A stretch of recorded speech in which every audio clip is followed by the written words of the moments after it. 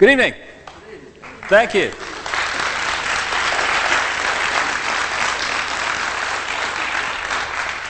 What a lovely theatre, isn't it? They don't build them like this anymore.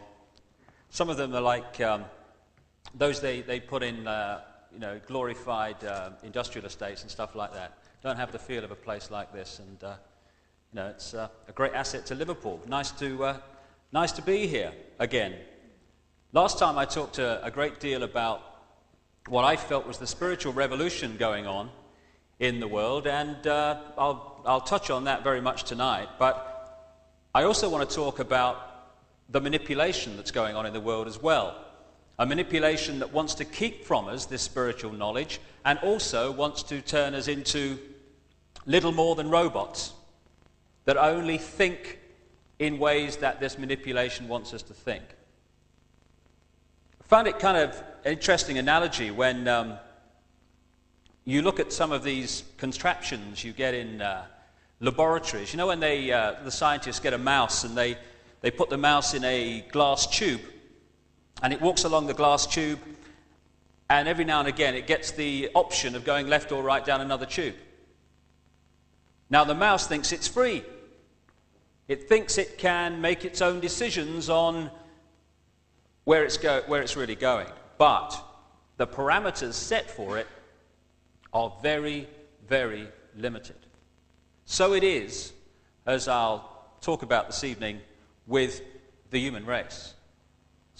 We are persuaded that we are free, so we don't rebel. The fact is, we live in a subtle but very powerful global tyranny which we can emerge from. But only A, if we know what's going on, and B, if we're willing to stand up and do something about it. That combination will bring it to an end. Anything but that combination will see it go further along the road to controlling our lives. This evening is going to be kind of many parts. I'm going to talk for, an hour or so in the first half, and then we'll have a little break, and then I'll talk a bit about UFOs and stuff in the second half, and then we'll take some questions. But I want to first of all just touch on some of the things that I've kind of begun to appreciate because of what's happened to me about how easy people accept what they are fed as reality without saying, hold a minute, what do I think about what I'm being told? So many things have been written and said about me in the last 3 to 4 years that are so far from the truth, it beggars belief. And yet all the time, even all these years on, I still walk down the street and some people laugh at me or laugh at me and my children. And I don't mind people doing that, but they're not laughing at me for what I am.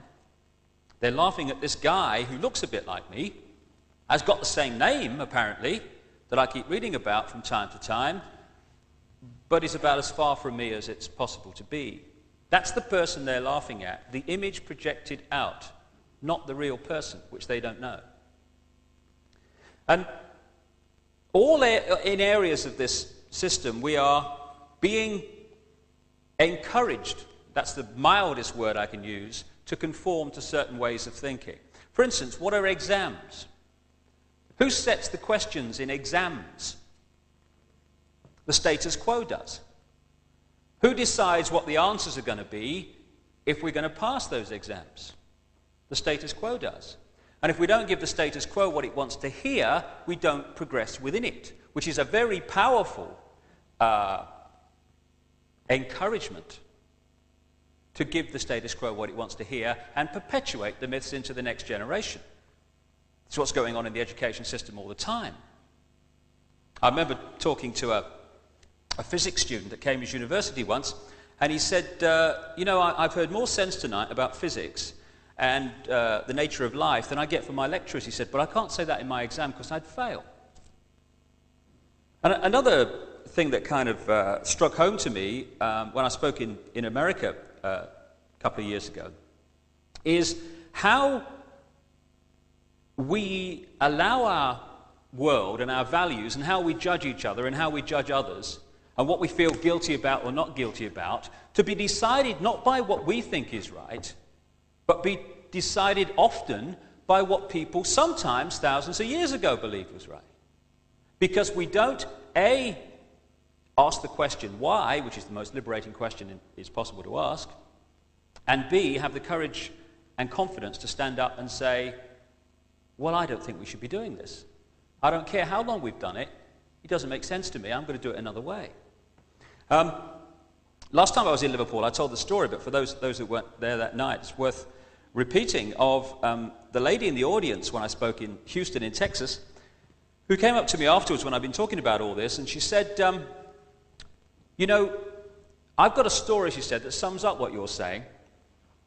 She said, when I was first married, she said, I used to cut the corners off the ham before I put it in the pan and put it in the oven, you know. She said, and one day my husband came up to me and said, why do you do that? She said, I don't know, my mother used to do it. What's it matter, you know? So he said, well, why did your mother cut the corners off the ham before she put it in the pan? She said, I don't know, my mother, she just did it. What's it matter? He said, call your mother and ask her why she cut the corners off the ham. So she calls her mother and she said, Mum, you know when I was a girl and you used to cut the corners off the ham, and why did you do that? Her mother said, because my pan was never big enough. And if you kind of look at the world in general from the perspective of that simple tale, you can see that so much that we accept as conventional wisdom is merely existing for the want of the word why and the courage to say, well, I'm going to do it another way. If we don't start to do that, then we are the mouse in the tube, thinking we are free while going on doing as we're told. And that will have great consequences for our children, to say the least. Before I come into the nature of this global effort to control the world, I just want to talk briefly about where I'm coming from and what I term the knowledge that is being kept from us. Because there's loads of myths about me, crikey. I mean, I'm a myth maker extraordinaire. Well, people make them for me. Apparently, I think I'm the Messiah. Well, I wish I was, because it wouldn't have saved me ferry fares when I come from the Isle of Wight, you know. Could walk across the Solent.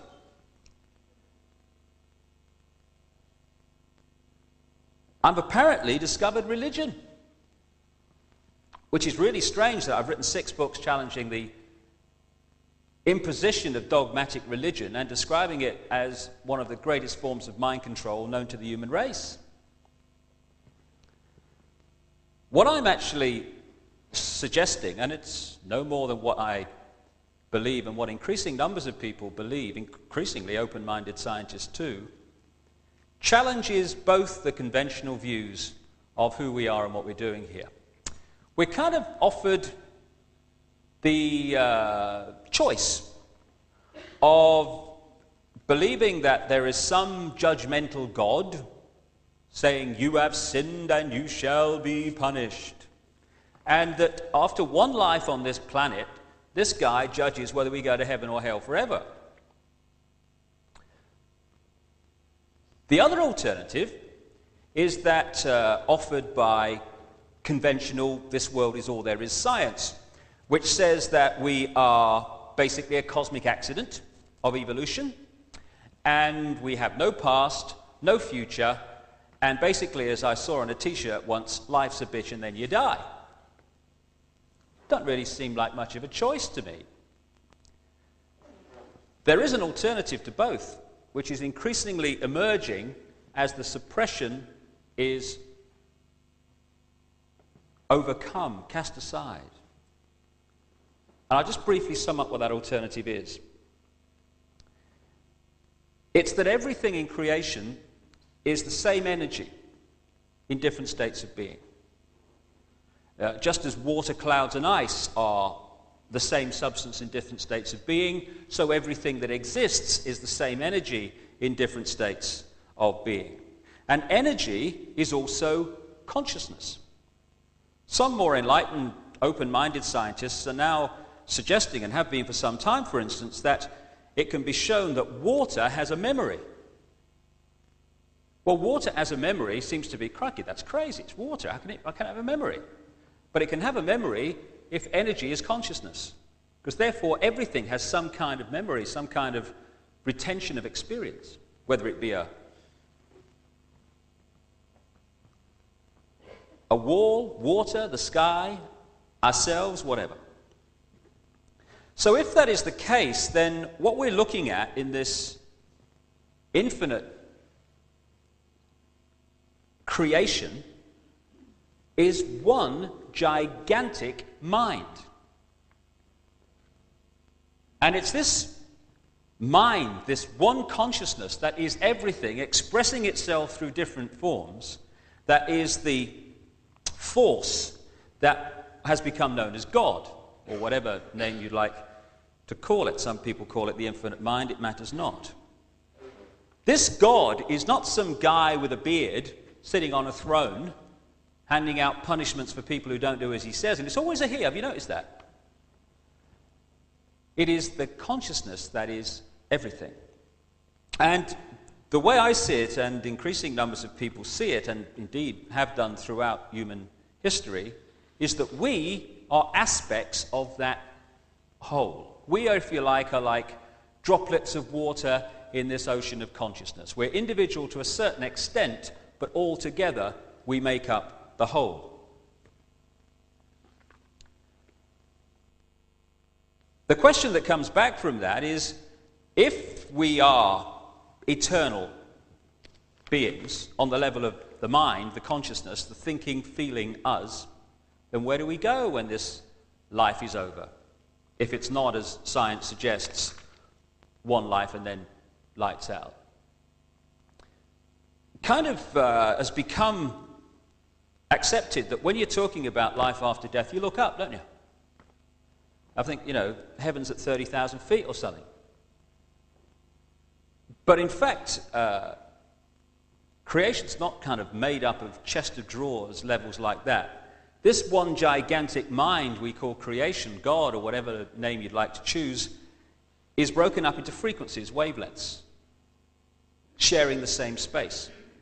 Just as all the radio stations broadcasting to Liverpool here tonight are sharing the same space that we are all occupying, and they're all sharing the same space that they are occupying, even though we can't see them and they can't see each other,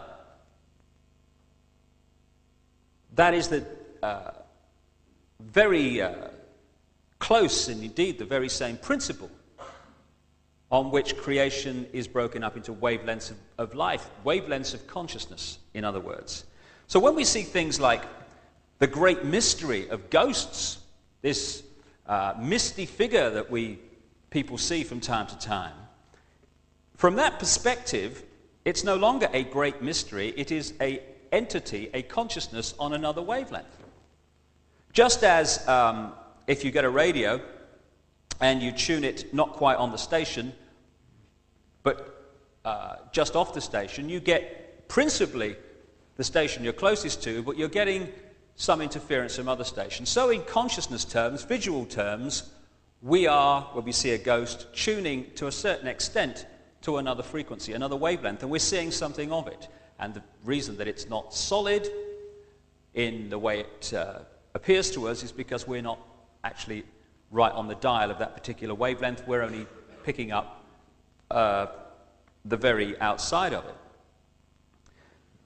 So the consciousness, the thinking, feeling, eternal us, is, if you like, very similar to that radio dial.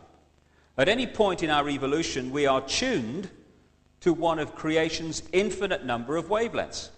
At the moment, everyone on Earth is tuned to this, what you might call physical wavelength, physical vibration. Therefore, this is our reality. We look around us, and this frequency, this physical frequency, is what we see. But psychic people can see something of other frequencies. Indeed, we're all psychic if we only realized it. And so, again, from this emerging perspective, this other great mystery called near-death experiences is no longer a mystery. Because what's happening in these millions and millions of similar stories that have emerged throughout the world over the past years or so, where people say, when they died, in our clinical terms, they were looking down on their physical body, and they say, it was my mind, it was my emotions, it was me looking down, but I wasn't part of my physical body anymore. And people say, oh, it's a great mystery that. All that's happening is the eternal part of us, the consciousness, the thinking, feeling, us, is withdrawing from the physical form. And that's all that happens on what we call death. And I was kind of interested a few months ago to turn on the news and see a story about near-death experiences. And what the news item was saying was that because resuscitation equipment in the crash areas of hospitals had improved so much in the last 10 to 20 years, more people were being revived from clinical death, and therefore more people were telling these near-death experience stories. So this had kind of intrigued the people involved so much that they'd launched this scientific study to see if they could find out more about what was going on. And one of the things that the news item said they were doing was to put symbols, funny symbols, on the top of the light shades in the crash areas. You get the idea, only seen from above, yeah? And it kind of occurred to me that we'll get final confirmation that consciousness can exist outside the physical body when someone comes back to life and says, hey up doc, you want to see the funny symbol on the top of your light shade? But what kind of intrigued me most about this item was that the scientist at the end said, you know, we could be on the verge of the astonishing discovery that consciousness can exist outside the physical body. And that's astonishing because people have been saying that for thousands and thousands of years. This is not new knowledge we're talking about here. This is re-emerging knowledge, re-emerging understanding after a vast period of suppression. Suppression that is part of control. If you want to control somebody and you want to get them to do what you want them to do, then if you can keep from their understanding the knowledge of who they are and what they're doing here and their infinite potential for love, for creativity, for contribution, that this is merely a short period of experience in our eternal evolution through experience, then you can very much more easily control people. If they have the choice of a judgmental God who will judge us on one life on earth, and of course, we know what God wants you to do, then you can get people to do what you want them to do. And also, if you can get them to feel this sense of worthlessness, of being nothing more than an accident with no worth and no past and no future, then again you can suppress the spirit and the true potential. So keeping from us who we are and the nature of life has been fundamental, and it's only now that it's beginning to re-emerge. And even conventional, although it's very, very little time since it began to emerge, conventional science is being pressed now to address these explanations because the evidence that's coming to light more and more is making that impossible to ignore. I turned on the television again to hear the end of a series of lectures from the Royal Society a few months ago. And the scientist at the end was projecting forward where science was being led by evidence that was now coming to light.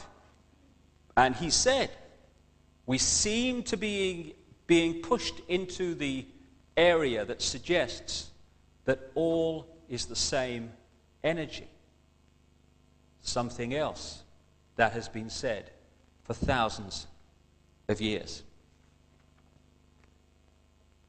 But because these explanations have been unable to find a place in the mainstream media, billions continue to fear death, to be frightened of some eternal damnation when all that happens is that we're reborn onto another frequency.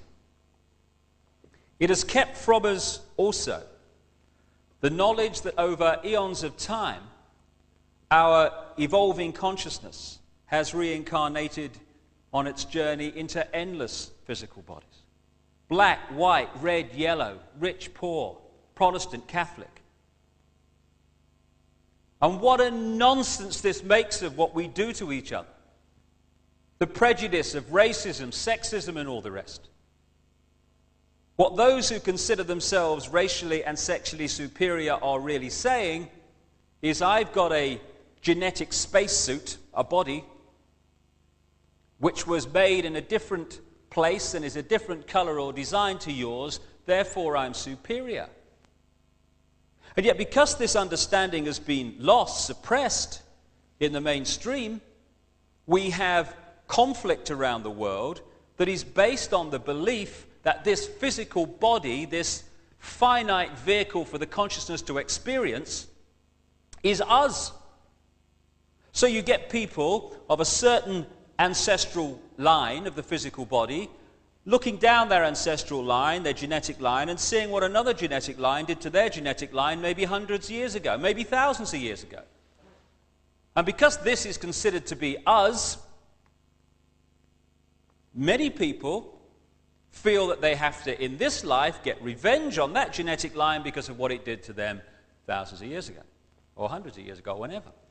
And so you have these ongoing ethnic conflicts that go from generation to generation as one generation of dogma hands it on to the next one. And the great irony, of course, is that the reincarnation of the consciousness could quite easily create a situation where the consciousness in that genetic line that did something to this genetic line is now the same consciousness here. I mean, maybe I am going crackers, but every time I see Ian Paisley, something in my head says he was a pope.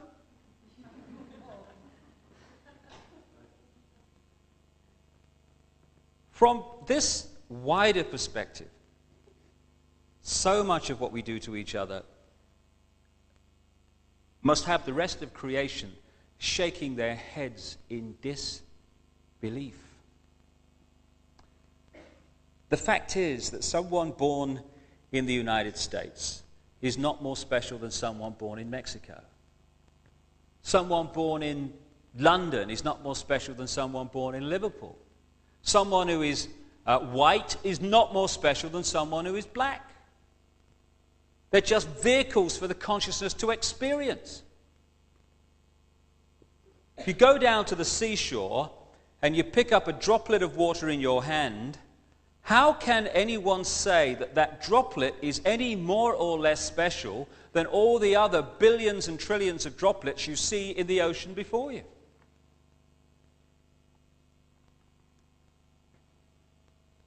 So when I began to understand all this and appreciate this other explanation to dogmatic religion and this world is all there is science, I started to ask a few questions of this situation. Like, how come that this explanation, at the very bottom line least, is as credible as the other two?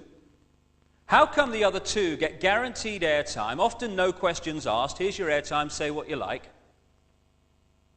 and the alternative to both of them is ridiculed, condemned, or suppressed by reflex action? The answer that I came up with was that clearly some people don't want the public to have access to this information. But who and what and why? And I began to ask other questions. Like, I don't know about you, but I've met a lot of people in my life, and I can't, to my knowledge, recall anyone who wanted a war, who had any interest in wars, who felt that wars were anything but horrific and to be avoided. So I thought, how come the world's been awash with wars throughout this century? Who's behind them? Or what? Or why? Then I kind of looked at this economic system that controls the world. An economic system that is so sane that the more successful it is in its own terms, the quicker it destroys the planet. It's the perfect environmental and human assassin. It insists every year that we take more from the earth even quicker, turn it into even more things, sell even more things, consume even more things, throw away even more things, to worship the real God of the modern world, economic growth. It insists that every year 20% of the people of the world consume 80% of the resources, while leaving the other 80% to get by on the other 20%. Crazy. Of course it is. But that's the economic system, take, make and throw away, that controls your life and mine. And that of 6 billion people nearly. So I thought, what's behind this self-destruction? Or who and why? I started to look at some of the other conventional wisdom that we pass on from generation to generation as the only way of doing things in this world. The wisdom that says, even though the economic system that I've just described is dismantling this planet, you ask a politician of any party anywhere in the world, what do we do to get out of this environmental situation? And they will say we must have more growth to raise the money to spend on the environment. If I said to you the way to put out a fire is to pour more petrol on it, you'd say he's out of his mind. But that's what the politicians are saying when they say about more growth to sort out the environment.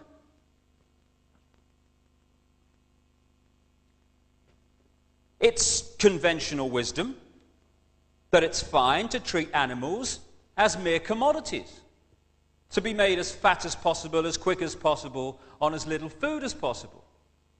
To condemn every year billions of animals to a lifetime of pain, fear and suffering in the name of economics.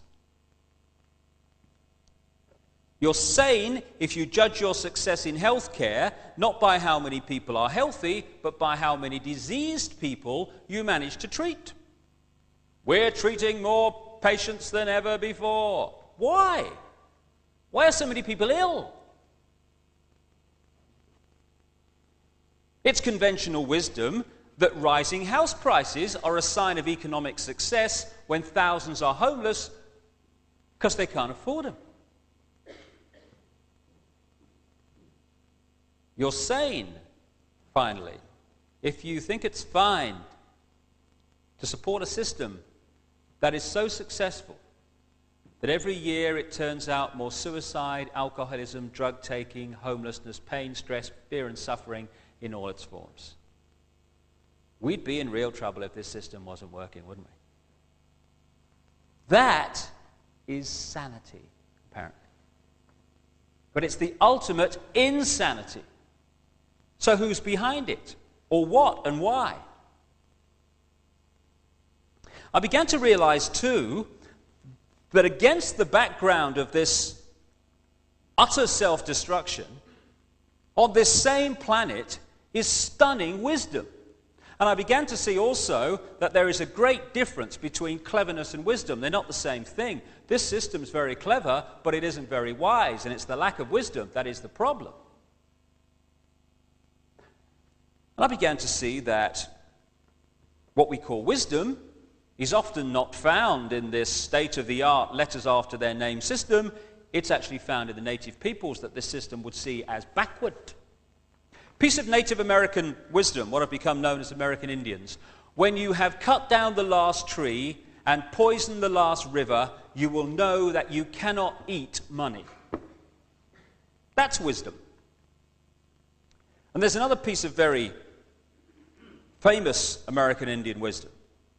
In 1854, the American government made an offer for Indian land.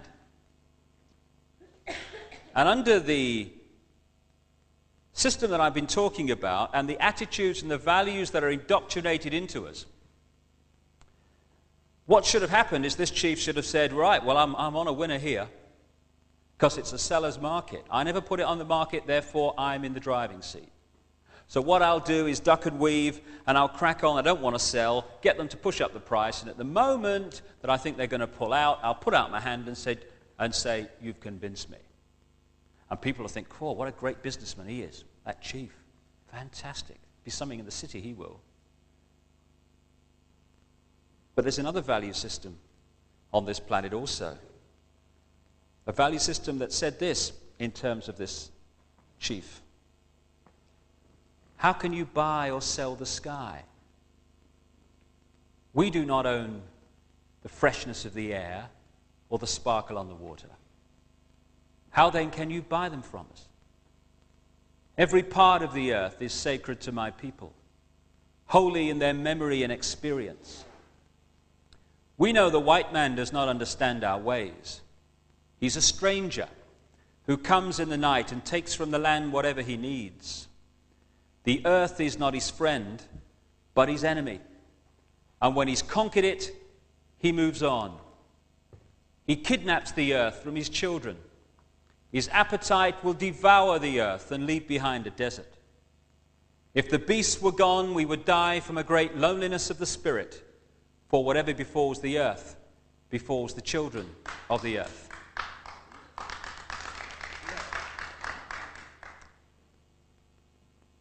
It's sobering to think that those words were spoken in 1854, when you look what has happened since.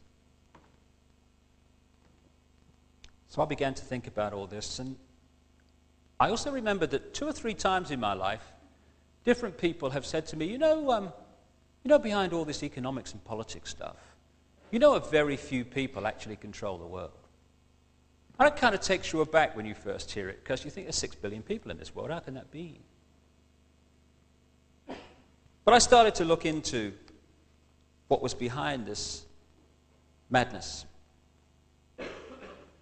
And like so many things in my life over the last 4 years, a certain sequence unfolded. Once I had come to the conclusion that there was something in this, that thought pattern, if you like, suddenly from all angles, this information about what the hell's going on is hitting me all over the place. I spoke in Hull, and a guy came out of the audience at the end with, I'll never forget it, 3 blue plastic bags full of papers. And he said, I think you ought to read this. Thank you very much. I got it home and I read it, and it was unpublished material. It was photocopied parts of books and what have you. And I began to understand the nature of the conspiracy that's been going on. And since that point, so much information has come my way from so many different sources.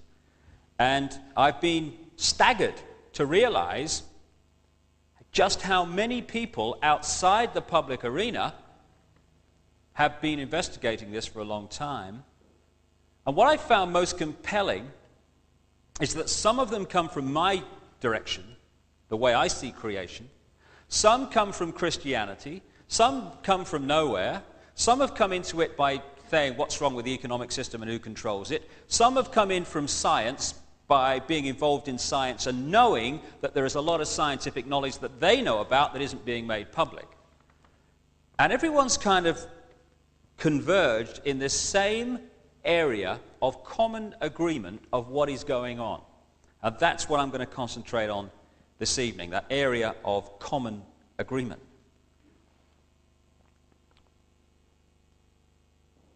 The story of known human history is really the story of the use and abuse of this esoteric spiritual knowledge, whatever word you'd like to use.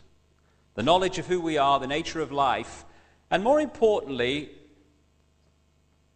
the knowledge of how to program a consciousness, get it to think your way, and how to harness these energies of creation that are all around us for positive or negative reasons. Because knowledge is just that, knowledge. Knowledge is not positive or negative, it's neutral. It's how you use it that's negative or positive.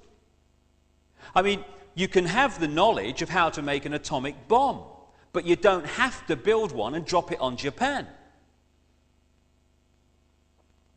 So this knowledge was passed on, this advanced knowledge, through the levels of initiation in the ancient mystery schools of Babylon and Egypt and so on. And over a period of time, it entered the secret society network, the global secret society network that's emerged over a long, long period of time. And it's at this high level, this highest level of this level of initiation within these secret organizations, that the knowledge of what's going on is held. Now, secrecy doesn't have to be sinister, just as esoteric knowledge is not sinister. It's just knowledge. Many times during the savage reign of imposed Christianity and other imposed religions, through the Dark Ages and what have you and beyond, passing on this knowledge secretly was absolutely vital to the self-preservation of those doing it. So I can understand totally why this knowledge was passed on secretly through these levels of initiation in that period, and also through symbolic legends, symbolic stories that passed on the knowledge without actually coming out with it openly, which would have been fatal. I can understand also why some of the advanced knowledge that knows how to manipulate energy fields and energies to create great destruction was passed on only to people it was considered could be trusted with it. I can understand all that. But it would appear that over a period of time towards coming into the modern world, that this network of secret societies and the advanced knowledge that it contains at its highest levels has been infiltrated and string-pulled by a force that has used this network for very negative reasons. In short, to control the human race without the human race knowing it's being controlled. It's used this secrecy to manipulate and keep from the people the knowledge that we have every right to know. Within this knowledge, this esoteric knowledge and how these energies work, for instance, is the knowledge that exists today and has done for some time of how to create technology that harnesses the Earth's natural energy field and turns it into usable warmth and power. The idea that we have to take fossil fuels from this planet and turn them into pollution to survive is utterly ludicrous. The alternative already exists, and it's really funny, you know, how many people who've come up with this alternative have actually ended up in prison. I know two for a start, one of them's still there.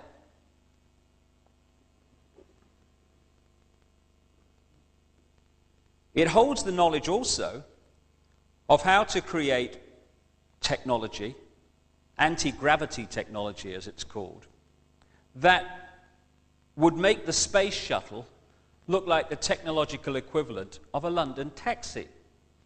That knowledge is known in the world today. But knowledge is empowerment.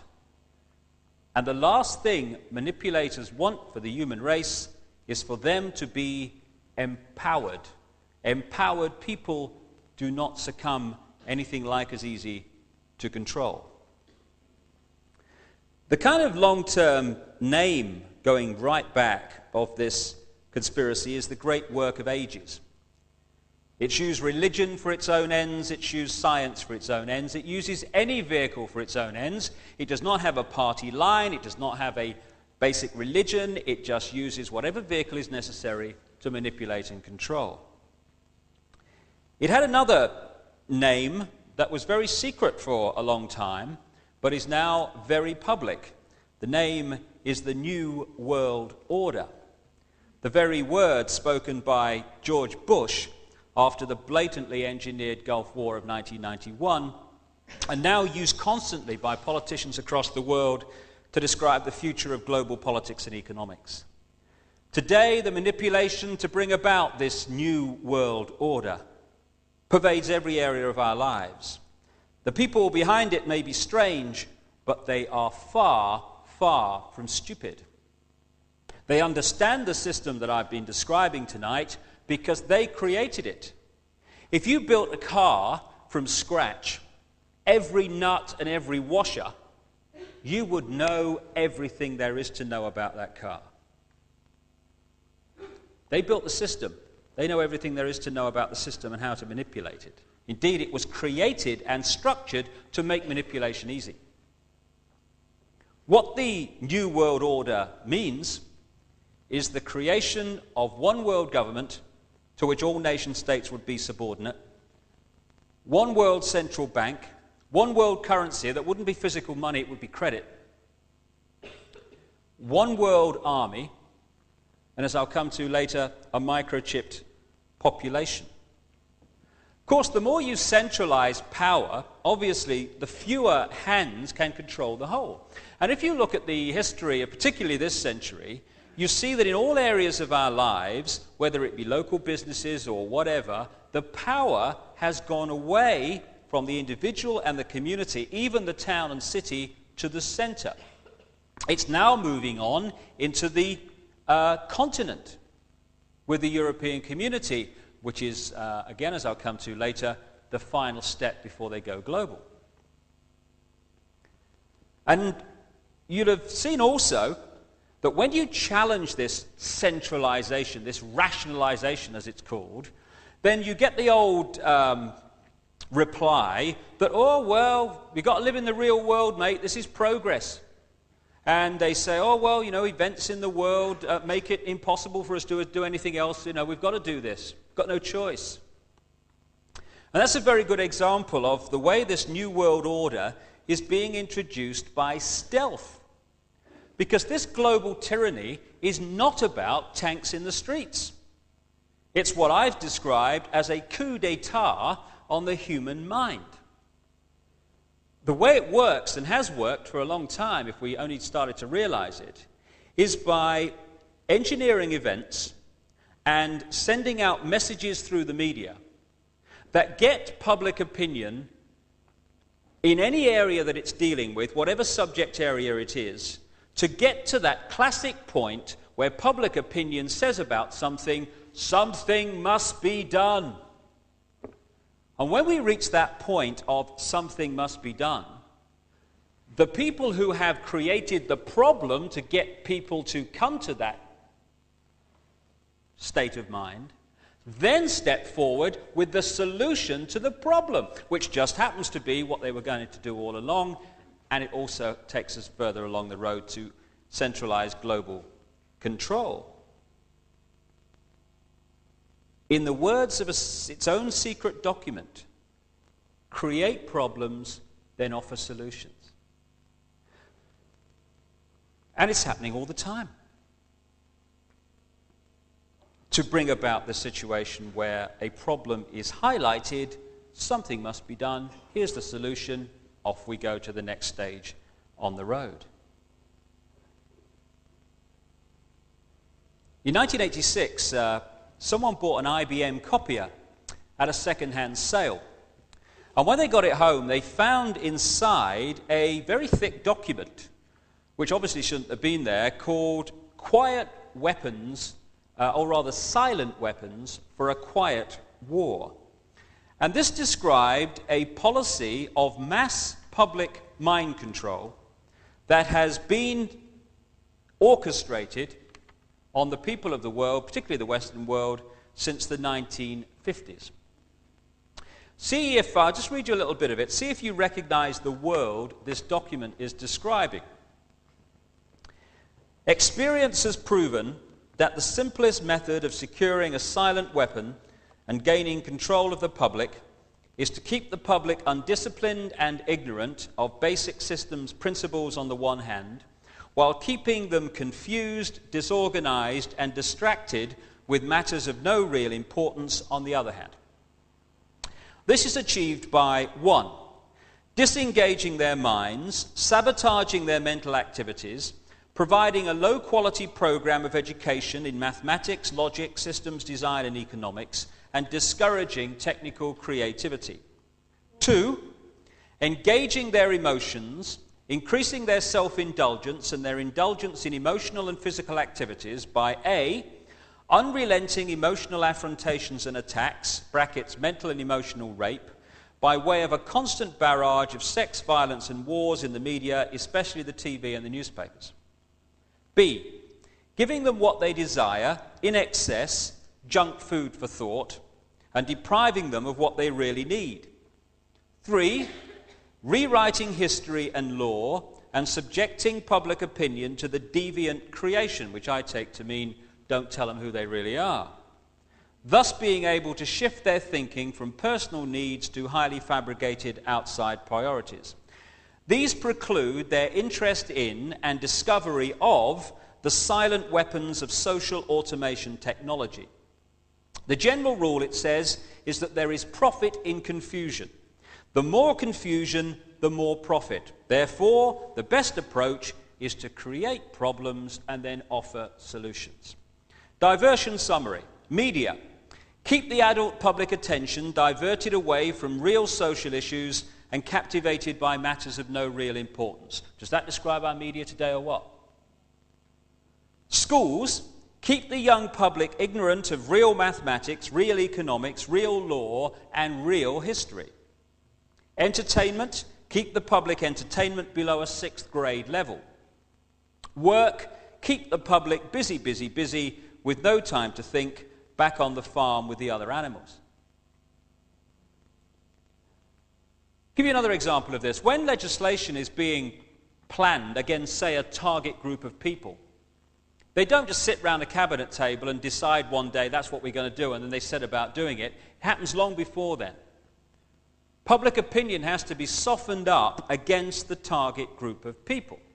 So what you see over a period of time is lots of media coverage of this group of people, and they are presented by events and what have you as, quote, a problem. And this has been done with the travellers, for instance.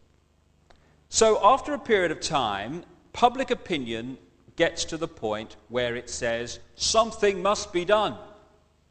And at that point, they come forward with the legislation which was waiting in the background all along. And you know how they find out if public opinion has reached the desired level to whack out the legislation?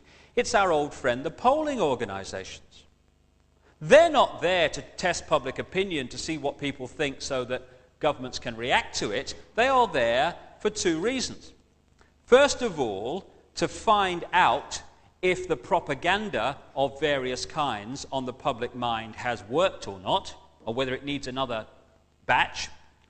And secondly, to create a situation where public opinion, in quotation marks, is highlighted in certain areas. Because we do have this, unfortunately, and lots of people like to think that they think like everyone else. So if you suggest that 60% or 70% of the people think this, very soon 70% of the people will think that. And the people who go along in the streets with the boards and ask the questions, they haven't got a clue what they're being used for. They're just doing their job, asking questions that are listed and so on. Because as I'll come to in a second, the vast majority of people who are playing a part in creating this global tyranny haven't got a clue what they're part of. Wouldn't work if they had. All this and the New World Order plan in general is being coordinated through this global network of secret societies, which I and many other researchers call the Brotherhood. And at the top of this pyramid of manipulation is a group, an elite, who really pull the strings, which researchers know as the Illuminati, which is like Latin, as I understand it, for the illuminated ones. It's a name that goes back thousands of years.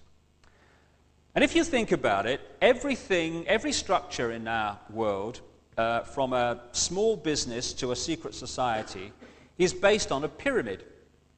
A pyramid situation in which those at the top of the pyramid, say the top of a business, they know the whole agenda of that business, exactly where it's going, and what the whole game plan of that business is.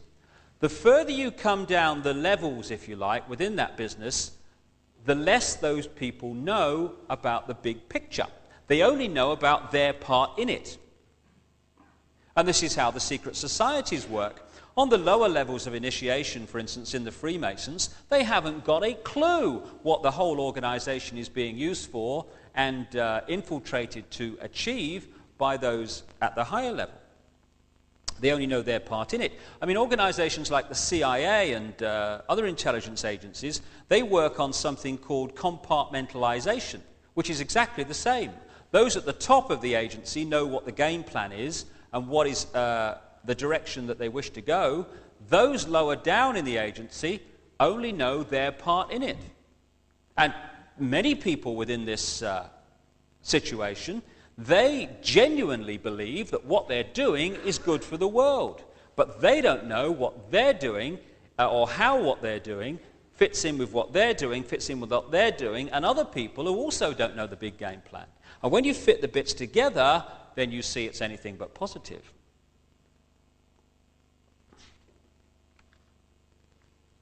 Like I say, if this was a conspiracy involving enormous numbers of people, it wouldn't work. Someone would spill the beans years ago. It's a very tiny number of people who know the real game plan, and everyone else in that pyramid is manipulated.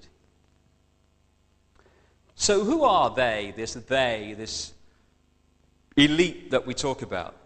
And how, people might rightly ask, can a conspiracy continue over at least many centuries? Because people die, don't they? I mean, it will all end, wouldn't it?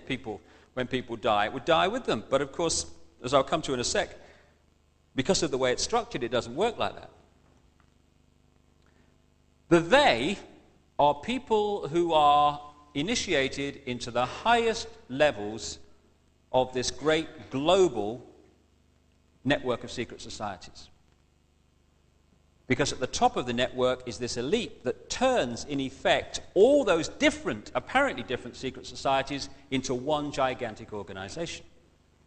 And at that elite level are people who have been initiated into the real agenda.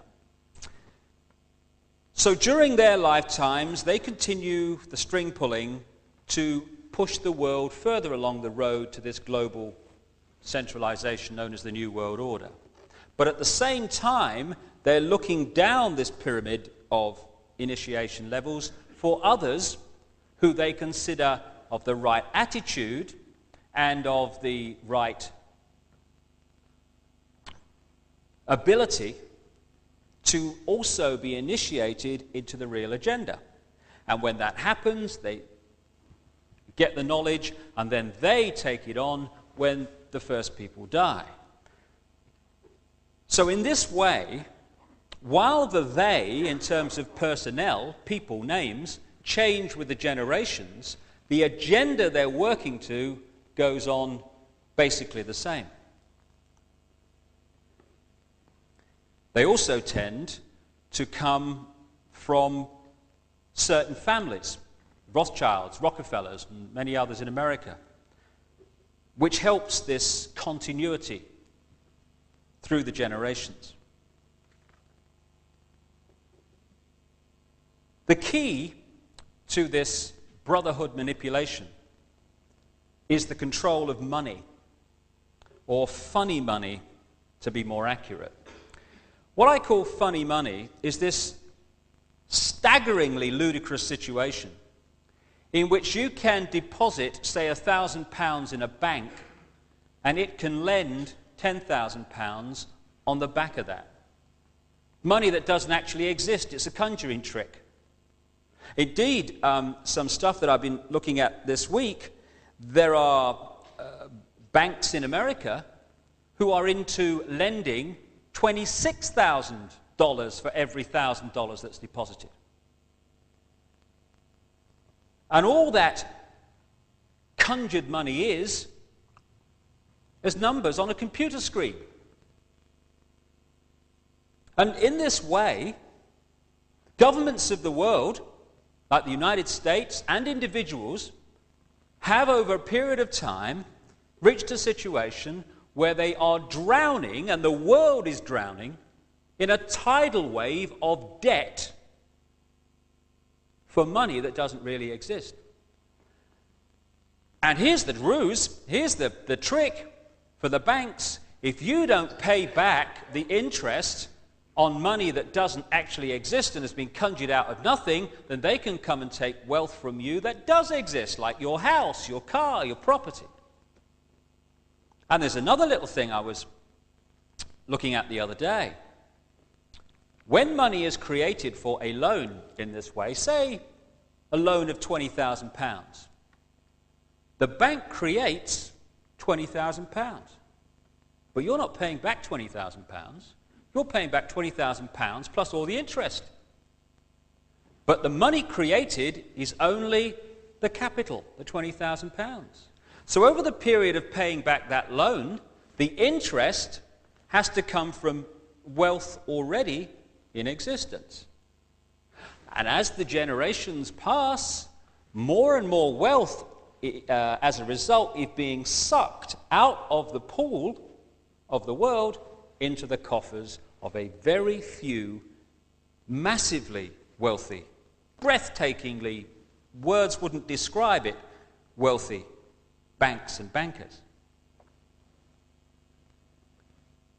The manipulation is it's almost funny if it wasn't so tragic. Back in the time of the Battle of Waterloo, the guy who was in charge of the Rothschild Empire was a guy called Nathan Rothschild, who was an absolutely brilliant manipulator of this system. And there's one kind of story that sums it up, really. When the Battle of Waterloo was fought, and the result was known, Wellington won, the moment it was decided, Nathan Rothschild was off across land to the English Channel. Crossed the Channel as quick as he could and ended up in the financial centre of London. Dishevelled, panic-stricken, to announce that Napoleon had won the war. He then very publicly started selling off some of his stocks at ludicrously low prices. Panic! Everyone else starts selling off stocks at ludicrously low prices. Secretly, Nathan's buying them all up. And of course, in those days, we never had radio, television, so it took some days to get the result of the war back, because Nathan was ahead of the game. When the result came that Wellington had won, panic over. Stocks go up, Nathan sells. And he made a colossal fortune out of that. And that is a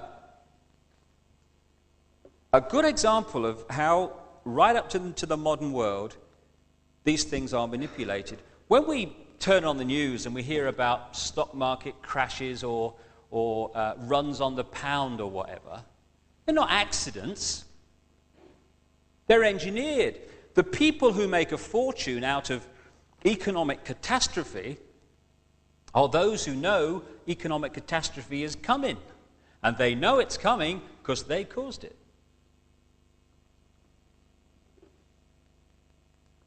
Give you another quick example of how this situation works. Back at the start of this century, the Illuminati wanted control of the American economy, which they very much have now. They wanted to create something called the Federal Reserve System, which is, to this day, a cartel of private banks that lend money to the American government at interest of which is paid by the taxpayers of America.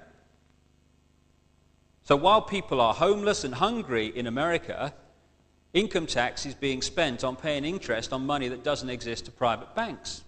Great work if you can get it. And they kind of brought this about by, back in 1910, the bankers met at a place called Jekyll Island. And they wrote this Federal Reserve bill, exactly what they wanted to happen.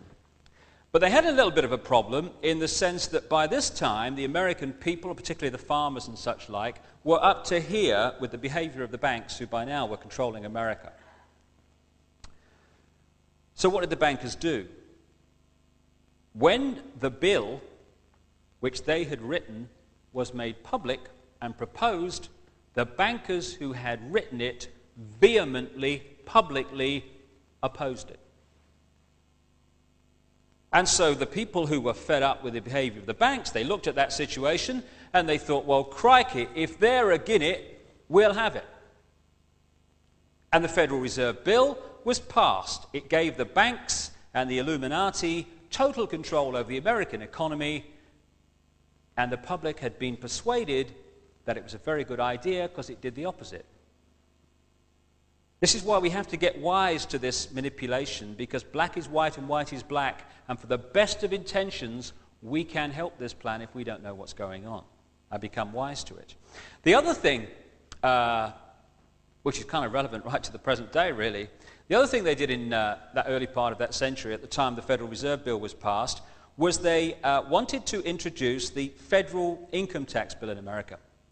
Now, to do that, they had to get a revision amendment to the American Constitution, the so-called 16th Amendment.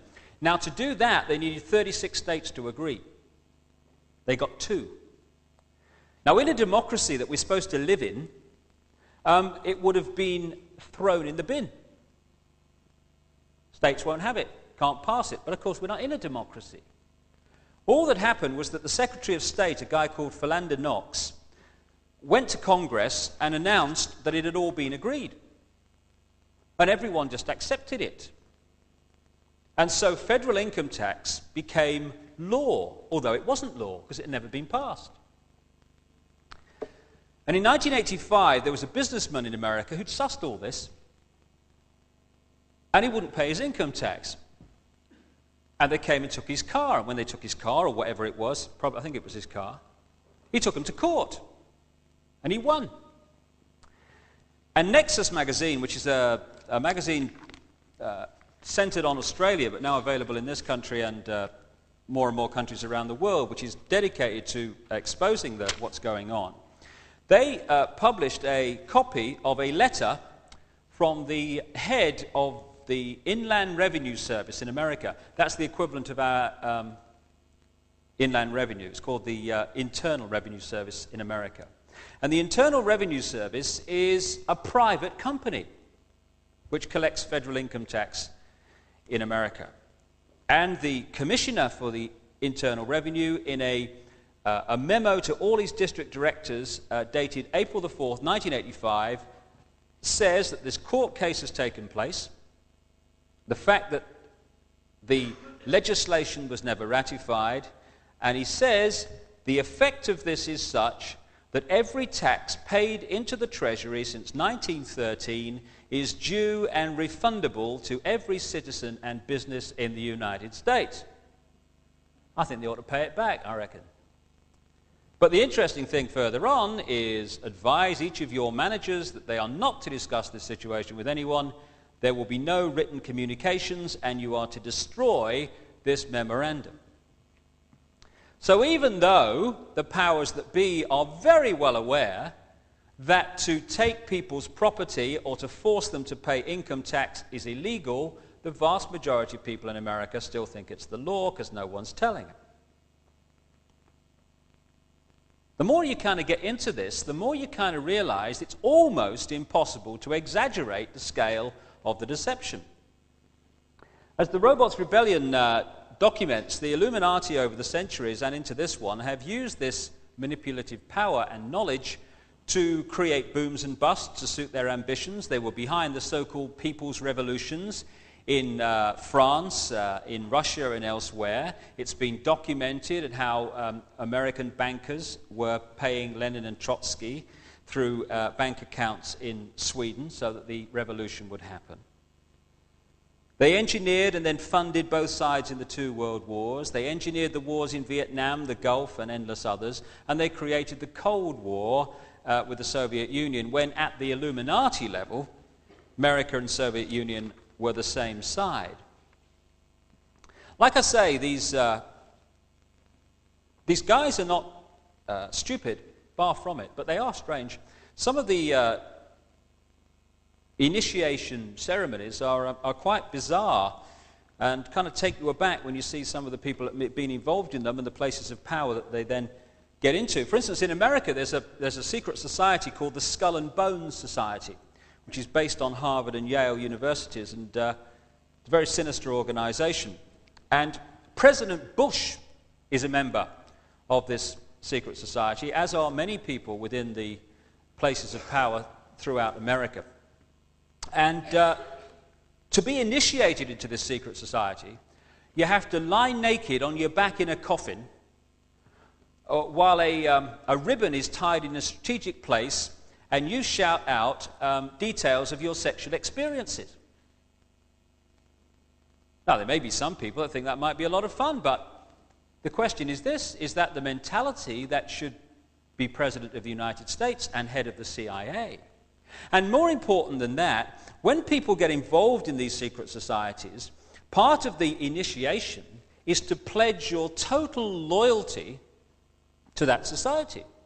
So, for instance, when President Bush is President of the United States, as he was, his first allegiance is not to the people who elected him, but to the secret society to which he's pledged his entire being. And when you look into the background, you see that that was certainly the case. Indeed, he would not have become president, and neither will anyone else, including President Clinton, unless the Illuminati wanted it, because they control, through money as much as anything, but also through the media, which they also control, who becomes Democratic and Republican presidential candidate.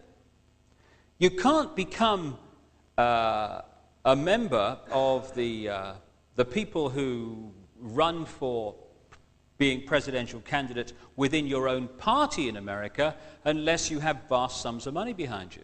To run for president, the figures enter dreamland. And if you don't suit those with the money, you don't run for president. Not in a way that you've got a chance of winning anyway. And if you think that there are still some people in America who actually believe that the American people decide who the president will be, it's very quaint, but unfortunately it's no longer true. And should a president or prime minister become an obstacle to these brotherhood ambitions, then they're removed, either through assassination or far more often by creating events and activating the media to undermine the person involved, so that they're either thrown out by the electorate or, in the case of Margaret Thatcher, for instance, by their own side. It's interesting to note that in the history of America, there have been 2 presidents who have started the process of ending the situation where the government lends money from the private banks and pays interest on it, and replacing that situation with the government printing its own money interest-free. 2 presidents have started the process of doing that. One was Abraham Lincoln, the other was John F. Kennedy. They also have something else in common, of course. I also make the case in the Robots Rebellion for Robert Kennedy, Martin Luther King, and John Lennon being murdered by the same force. Through this century, the Illuminati have created front organizations, so-called think tanks for the real agenda of what is going on. And most of the people, again, or many of them anyway, involved in these organizations have no idea what they're being used for. A guy called Cecil Rhodes, an Englishman, back in the latter part of the last century, had this ambition to create a one-world government based on Britain and to form a secret society to help to bring about that end. And the secret society became known as the Round Table. The Round Table is structured on classic secret society lines, with people only allowed to know what they need to know, and most people not knowing the real agenda. When he died in 1902, Rhodes bequeathed money to set up scholarships for overseas students to come to Oxford University and to promote his one world government beliefs and to have them indoctrinated into these one world government beliefs. And the most famous recipient of this scholarship today is the Rhodes Scholar now occupying the White House, Bill Clinton. After Rhodes died, the Round Table was taken over by a guy called Alfred Milner, who was a banker and highly influential in the First World War, Lloyd George's war cabinet, and by those who controlled the Rockefeller and Rothschild empires. In the 1920s, this network of think tanks were added to or created with the creation of the Institute of International Affairs in London, now known as the Royal Institute, with the Queen as its patron, also known as Chatham House. In America, another group was set up called the Council on Foreign Relations, set up with Rockefeller money. In 1972 came yet another of these front organizations working in concert with each other, called the Trilateral Commission, set up by the Rockefellers with a guy called Zbigniew Brzezinski as its head. Became public in 1973. The immediate ambition of this Trilateral Commission, incidentally, was to put a Trilateral Commission member into the White House as President of the United States as quick as possible. They managed it in 3 years when Jimmy Carter became a member. And he filled that administration with trilateralist members. His national security advisor was our old friend Zbigniew Brzezinski, who actually started up the Trilateral Commission. The Vice President, Walter Mondale, the Secretary of State, Cyrus Vance, and all the major players, or most of them anyway, in that Carter administration were Trilateral Commission members, an organization that had only been going for 3 years. Members of these front organizations, the Trilateral Commission and the Council on Foreign Relations, are in all areas of American politics, banking, business, the media, and any other area that requires manipulation. The United Nations is another front organization for this centralized one world government. The actual building is actually built in New York, the United Nations building, on land given free by the Rockefellers, and the structure of the United Nations was written during the last war by a committee of the Council on Foreign Relations.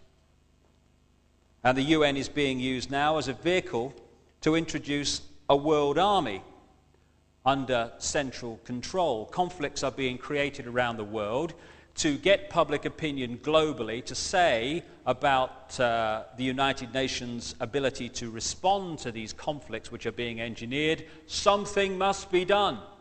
And the solution that will be offered is, well, what we need is a permanent army so that we can react immediately. You know, when you've got things like Rwanda and people say, where's the UN? Why do they react so late? They don't react so late by accident. They react so late on purpose to create the situation where we say the UN has got to be more effective. And they say, well, if we're going to be more effective and react to these things, then what we've got to have is a permanent army. And that is now in the process of being created. Create the problems, offer the solutions. These front organizations, or these front groups, are organizations within organizations, because the members go off and become part of the government, become part of the military, the security services, the education system, the media, the economic system, and they work to their own agenda within these organizations. All are infiltrated with this New World Order philosophy by members of these brotherhood fronts. And if you want to know what the future foreign policy, and this can be proved to be true if you read the back numbers, if you want to know what the future foreign policy of the United States will be, you just have to read a magazine called Foreign Affairs, the magazine of the Council on Foreign Relations. Because what it writes today, the American government will do tomorrow. We have a democracy in the United States and in Britain and in other so-called free countries. You must be joking. In 1990, there was an Illuminati coup d'etat in Britain and no one realized it. Another major element of this network of front organizations and secret government of the world, which is what it effectively is something called the Bilderberg Group.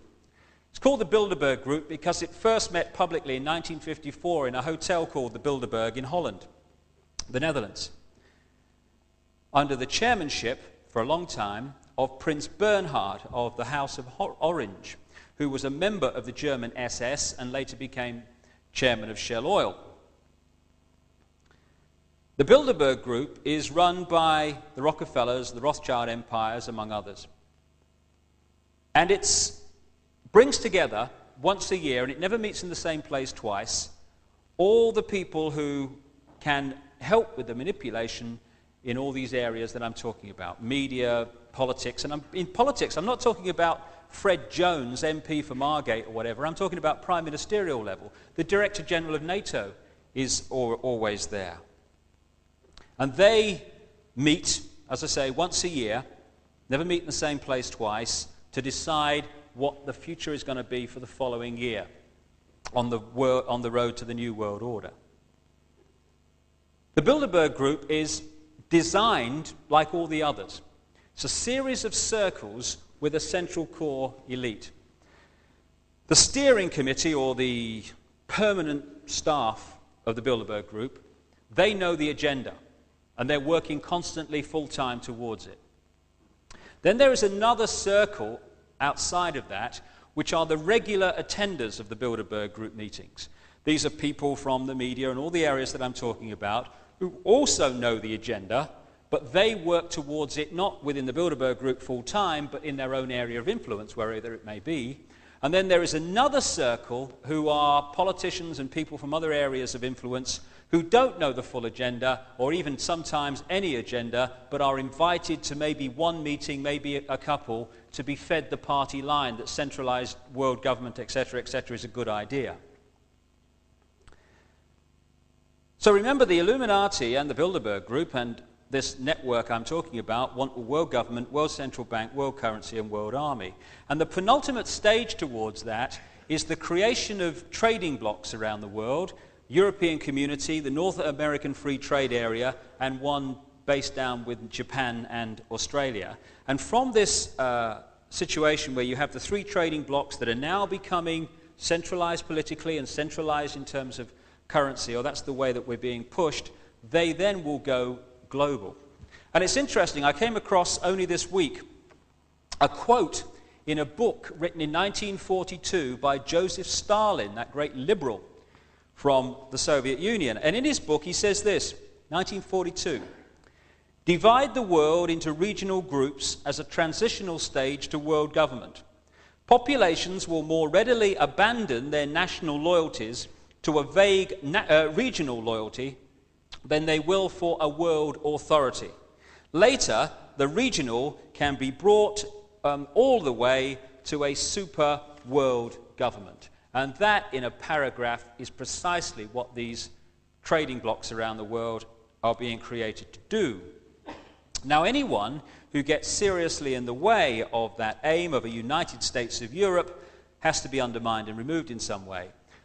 And in May 1989, an investigative newspaper in America called Spotlight, that had investigated this for a long time, reported that it had managed to establish that at the Bilderberg Group meeting on La Toja Island off Spain in that same month, May 1989, it was decided that Margaret Thatcher would be removed as Prime Minister of Britain because of, quote, her refusal to yield British sovereignty to the European superstate that is to emerge after 1992. And of course, in 1990, a year after that Bilderberg Group meeting, Margaret Thatcher was removed while in office. Now, personally, I couldn't be more opposed to the policies of Margaret Thatcher, but if she's going to be removed, it should be by the people of this country and not by some secret unelected government. And of course, what happens in that situation is that people lower down the initiation level, the gophers, get the order that she's got to go. And when we talk here about the Conservative Party leader in this country changing, or whether he's going to stay or she's going to stay, along comes this phrase, "it will be decided by the men in grey suits." Well, the men in grey suits are largely just Illuminati gophers. Now, what happens is these men in grey suits don't go around the tea rooms of the House of Commons saying to Conservative MPs, the Bilderberg Group's decided she's got to go, you know, and they say, all right, and we'll vote for that. They go around and they do it in a much more subtle fashion. They'll get someone who's got a small majority, for instance, and they'll say, you know, if she stays, you've got no chance, mate. And they'll say to ministers, you know, you better enjoy it while you can because you're not going to be a minister after the next election. And then they get the media, which they also control, to start undermining the target figure through stories in the papers and what have you. And in the end, a momentum is built up that is unstoppable. And in the end, that person goes in whatever form it may be. In terms of Margaret Thatcher, she was voted out by her own side. Finding out what's going on within these Bilderberg group meetings is very difficult for obvious reasons. But Lord Carrington, the former British cabinet minister and Secretary General of NATO, became its chairman in 1991, and he's also a president of the Royal Institute of International Affairs, Chatham House, another part of this network. And a name that keeps coming up again and again, no matter who you talk to and what the researcher is, and almost what subject area they're researching, is Henry Kissinger, the former Secretary of State in America. He's got a full house.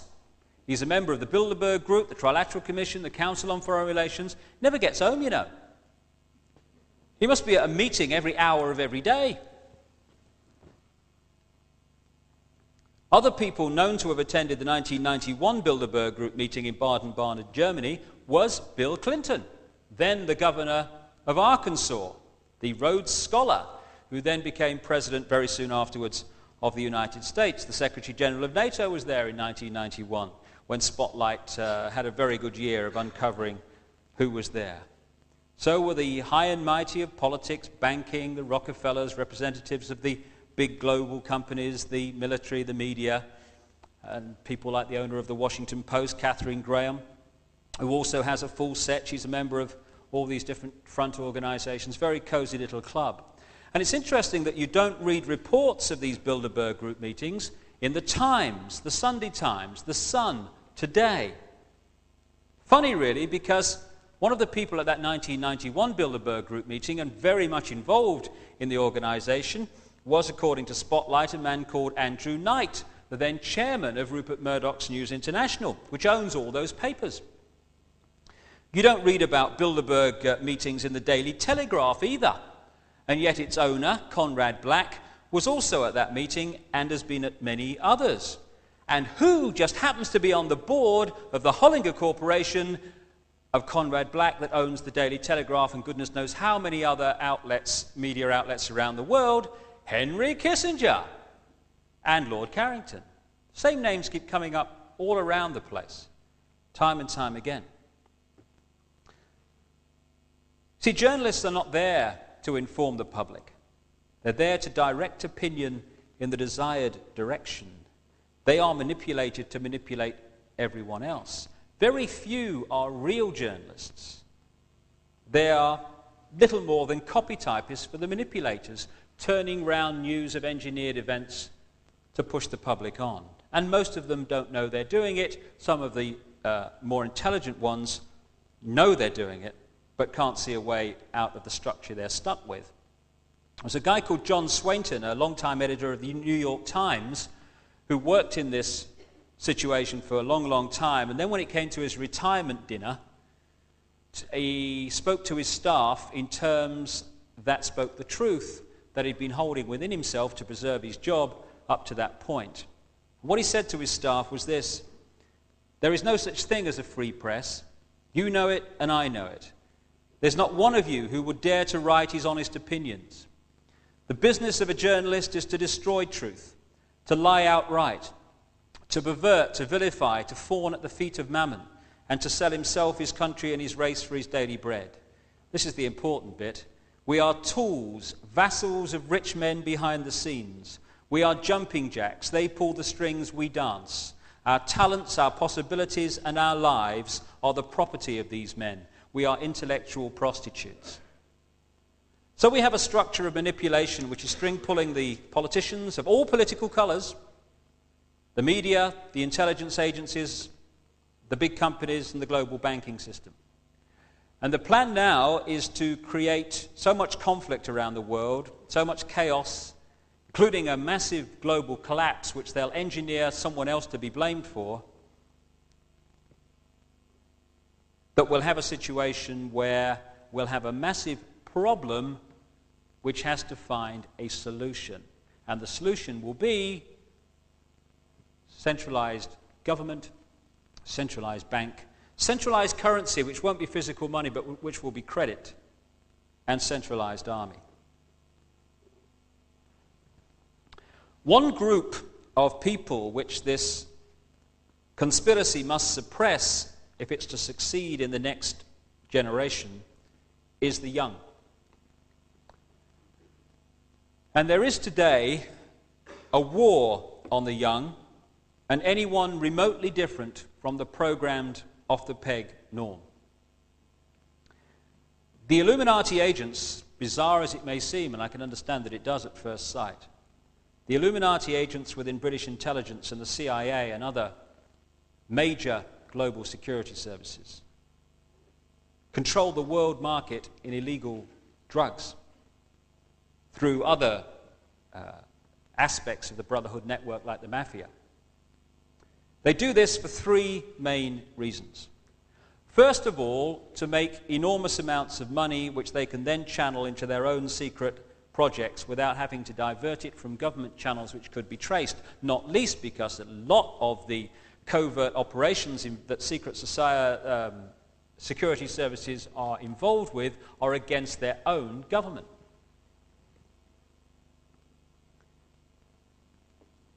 It's interesting that I've read a lot of evidence and a lot of suggestions from various researchers that the BCCI bank, the Bank of Credit and Commerce International, which crashed, of course, amid a quote, scandal, was actually being used as a front by intelligence agencies to launder drug money and to also launder illegal arms sales money.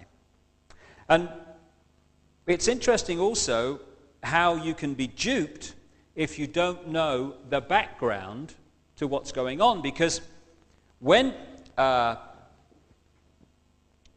scandal of the BCCI broke, the American government appointed a guy called Senator John Kerry of Massachusetts to head the investigation into this scandal. And he made all the right noises. He stood up and said, you know, this is a scandal and we must get to the bottom of this and I'll do everything I can, no stone unturned, you know the stuff. Well, he never got to the bottom of it. His investigation came up with basically nothing. Now, you may think on the face of it, well, he just wasn't very successful.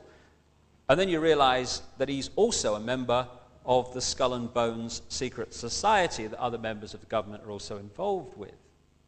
Maybe he shared a coffin with George Bush, you never know. The second reason for expanding the use of drugs is that in the name of a war on drugs, you can persuade the public to hand over powers of arrest and search and raids on homes that they'd never accept unless there was a problem that had to find a solution.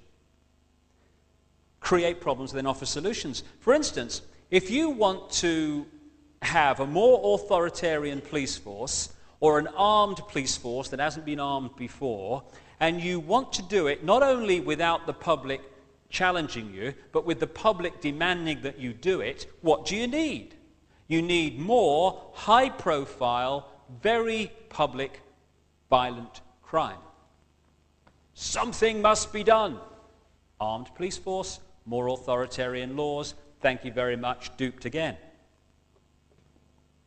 The third reason for the CIA's involved and others' involvement in drugs is that they know that a drugged-up, screwed-up young generation is so much easier to manipulate than one which is aware of its infinite potential for love, creativity, and contribution to a positive change in the world. The ease with which young people can have access to drugs today is absolutely ludicrous, and it's ludicrous because it's meant to be ludicrously easy. It's been shown that British intelligence and the CIA were experimenting with LSD long before it was unleashed on the young in the 60s. And if people think it's far-fetched then you just got to look at what the British did through the East India Company to the Chinese. When they wanted to exploit and control the Chinese, what did they do? They tried to get them hooked on opium. Same principle.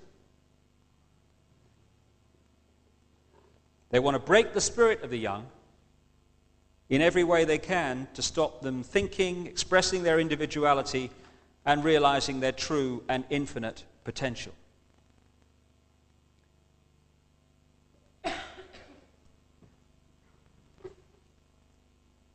Mentioned earlier that one other aspect of this New World Order conspiracy is the desire for a microchipped population. A population that would be effectively linked to a computer. Now this takes two forms. First of all, there is the money side. You know, we're talking now about having credit cards and identity cards and everything like that. And the push is all to getting rid of physical money and having credit cards and credit alone as the form of currency. Now that's great, you would think, some would think. And what the next stage after the credit card is the barcode on the person. The guy at IBM, I understand, that invented the barcoding for tins of beans in the supermarket, has also invented one that goes just under the skin. So instead of going in the garage or the shop and using a credit card across the thing like that, you would be linked to a computer by this barcoding. The problem is, if the computer says, no siree, you don't have an alternative of saying, oh, okay, then I'll pay with cash, because that's not going to exist in the longer term, which is very much part of this plan. So suddenly we're under the control at that point of a computer deciding whether we are going to have the things that we need or not. And there's another aspect of this microchipped ambition that the Illuminati have, and that is the microchip that can tell them exactly where we are at whatever time we are. And again, on the face of it, it sounds like fantasy land, all that stuff. And I wrote in the Robots Rebellion about this, and someone read the manuscript and said, oh, that's far-fetched, because what I was saying was there is a plan to bounce public opinion into accepting babies being microchipped at birth in the same process they're weighed to be microchipped. Because, I mean, you're talking about that long just to put one under the skin.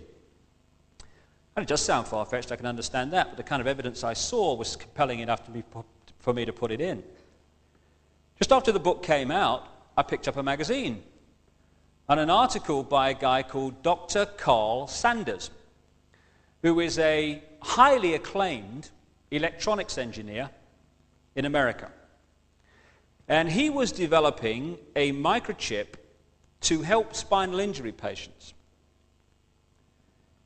Put inside and help the messages go down the spinal cord, presumably. And he said in this article that at some point, this project was taken over by what he described as the One World Brigade. And he said he attended about 17 meetings, some in America, some in Europe, which were discussing how this microchip could be turned into a form of identification linked to a computer. And guess who attended the meetings? Old Henry again. Gets everywhere, Henry. And I said in the Robots Rebellion that I felt that what they would attempt to do to bounce public opinion, problem solution, was to highlight missing children stories. And therefore get something must be done. Actually, we've got the technology now, you know. You've only got a microchip, put a little microchip, they won't know it's there, and then we'll know exactly where they are. And so we'll never lose your child again. Oh, great, we'll have some of that. And there I sat reading this article from this guy, Carl Sanders, and what does he say in it? He said that in these meetings it was discussed how to get the public to accept them. And what did they say they were going to propose to do? To make the public aware of missing children. And one of the things they did in America, and are possibly still doing, I don't know, was to get one of the dairy multinationals that is linked to this whole or elements within which are linked to this whole business. And they put missing children on all their milk cartons. So all the time, subconsciously or consciously, we're being hit at breakfast in America with missing children, missing children, missing children. Problem, problem, problem. Something must be done. And of course, what's happening in America now in terms of animals, all this is accepted. You'll never lose Rover if he's microchipped. Well, we'll have some of that. Dogs and animals in America are increasingly microchipped and linked to a computer. In fact, I saw a story on a local news bulletin down the south recently, south of England, which said that it was being done to horses and stuff like that. So this is not technology that's somewhere in science fiction future. It exists now. The question is, how is the public mind going to be manipulated into accepting it? So what I've set out so far tonight, at the very least, surely needs and deserves to be seriously addressed and investigated. And we need to get streetwise to what's going on. And you would think, given the massive amount of documented evidence there is just outside the public arena, that those parties and groups who use the term for themselves radicals would be shouting this stuff from the rooftops, organizing protests galore, but largely they're nowhere to be seen. And I've been stunned at how many people who believe themselves to be radicals, to have sussed the system, are being duped like everyone else, more so in many cases. Far from exposing this conspiracy that is moving on to endanger the future of our children, those who are trying to do that are being condemned by some of them. See, this is an important point, because to the Brotherhood game plan, the robot radicals are just as important as the robot right. The idea, and it's worked magnificently, was to create right across society phony wars. Wars between right and between left, between Labour and Conservative, between Republicans and Democrats, between bosses and workers. And all the time, there we are fighting each other. Oh, it's the Tories. No, it's the Socialists. No, it's the bosses. No, it's the unions. And over here are the manipulators going, thank you very much, I'll have some of that. Divide and rule is the bottom line.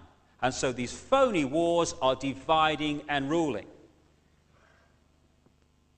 And we never look behind us and see who's pulling the strings of everybody. What the manipulators do is play one black and white, rigid, dogmatic belief system against another rigid, dogmatic belief system and create conflict as a result. That's what largely the Cold War was about. What the Cold War was about was creating this black and white belief system against another black and white belief system on a global scale. Divide and rule. So war was replaced in terms of control by fear of war. Same thing. The only fundamental difference between black and white right and black and white left are the words used to describe their particular black and white belief system. Because unless we leave the black and white alone and start looking at the shades of grey where the truth always lies, then we'll go on being duped and will deserve to be so. And yet, since the Robots Rebellion came out couple of months ago, while so many people who wouldn't describe themselves as radicals have kind of opened their minds to all this and started to say, hey, what are we going to do about it? So many who are considered to be radicals have done nothing but have a go. Apparently, I read in one newspaper, I am anti-Semitic. I wouldn't know how to be racist if I took a correspondence course. The whole idea is ludicrous that we can judge anyone by their physical body, for all the reasons I've talked about tonight. Bizarre. This charge from the political equivalent of disgusted Tunbridge Wells comes from quoting extracts from the so-called Protocols of the Elders of Zion, in the robot's rebellion. It matters not to a robot radical that in the book I say that to blame the protocols on Jewish people is quite wrong, and that no one has suffered more in this century than some Jewish people from the very manipulation I'm exposing or seeking to expose tonight and in the book. It matters not to the robot radical that I actually renamed the protocols the Illuminati protocols to get away from the fact that they're blamed on the Jewish people. It matters not because there are no shades of grey in the manipulated mind of the robot radical, just as there are no shades of grey in the manipulated mind of the robot right. These protocols that came to light in the 1800s tell the story of the manipulation of the 20th century, the very manipulation that is being documented all over the world today. They outline the game plan of the 20th century in the most extraordinary way in documents that were written before the 20th century had even begun. And if we are not adult enough to divorce the two issues of what the protocols contain and who has been quite wrongly blamed for them, then we are going to be a manipulator's dream, because it's the subtle shades of grey where we'll find the reality of what's going on. And even then, it's not easy. We are at the time in human evolution when we need to grow up spiritually and awaken to our true and infinite potential for love, for creativity, and forgiveness of all that has gone before in this tapestry of pain and pleasure that we call life on earth. I've talked for many years, sometimes to the sound of laughter, though increasingly less so, that we are in a period of enormous change. That over the period between now and maybe 2020, 2030, we will see change that from the perspective of today will beggar belief. The more I've kind of investigated it, the more I've read other people's opinions and other people's research, the more I've, in my own mind anyway, come to appreciate the nature of this change, which you can take or leave because it's only a view. I've kind of read stuff and talked to people about an explanation that feels compellingly good to me.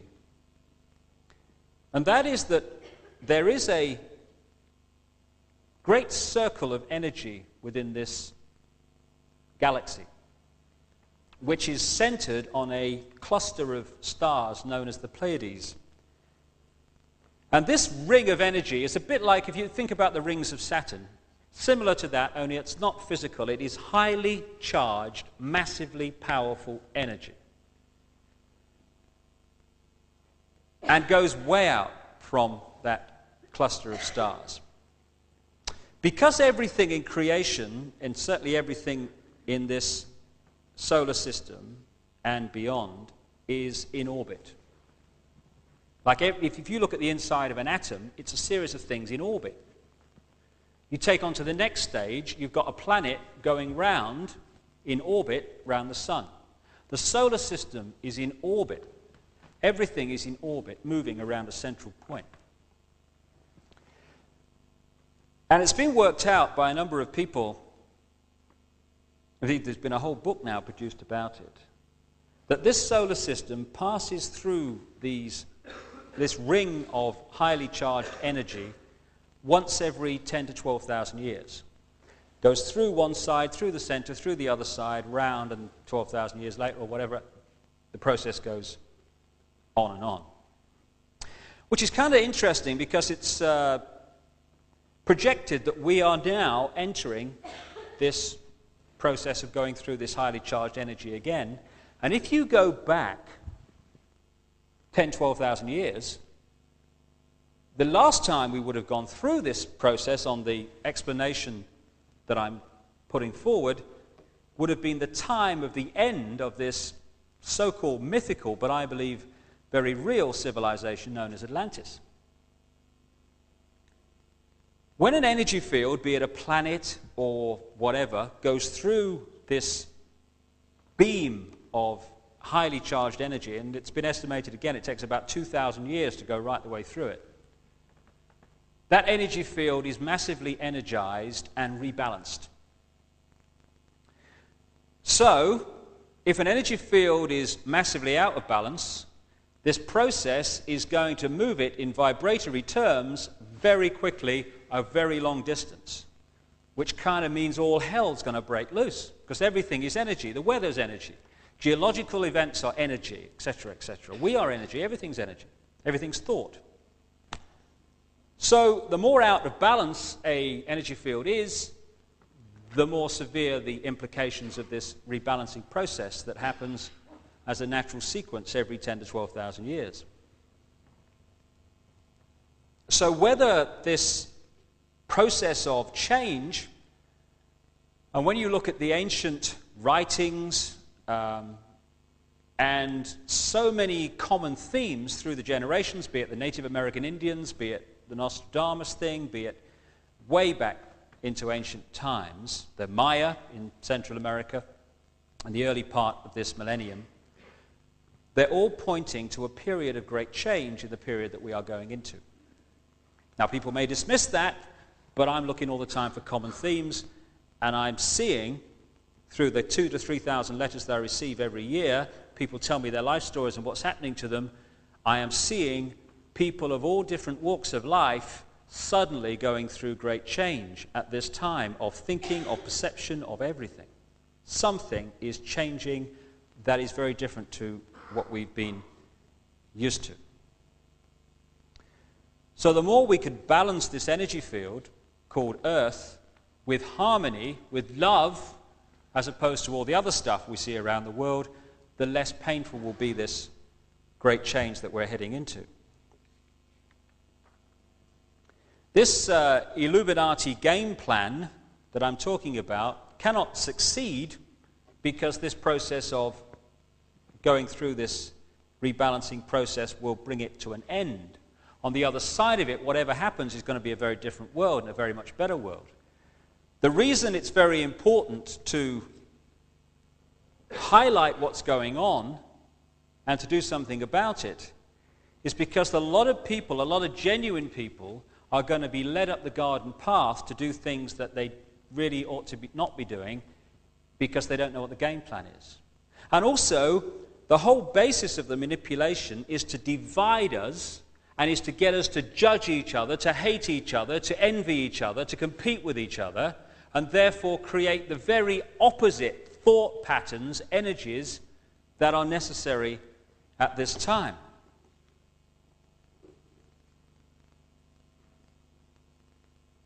The way I kind of see the process of what's happening to so many people in the world now is that when the consciousness becomes incarnate in a physical body, not all of the consciousness is subject to the great limitations of the body, only that which I'll call the conscious level. What has become known as the subconscious and higher conscious levels of us are not subject to the great limitations of the physical body, and therefore they have a much wider picture. In simple terms, if you saw the conscious level working through the physical body as the spaceman on the moon in the spacesuit, and the subconscious and higher as mission control, you see the symbolic difference between the two. One is experiencing and subject to the pressures of this level, the other one has the wider picture. What kind of happens in this very imbalanced world that we're born into is that the two get divorced from each other. Imagine spaceman on the moon in the big spacesuit. He's got information coming in through the eyes and the ears that tell him about what's going on immediately around him. That's one source of information and perception.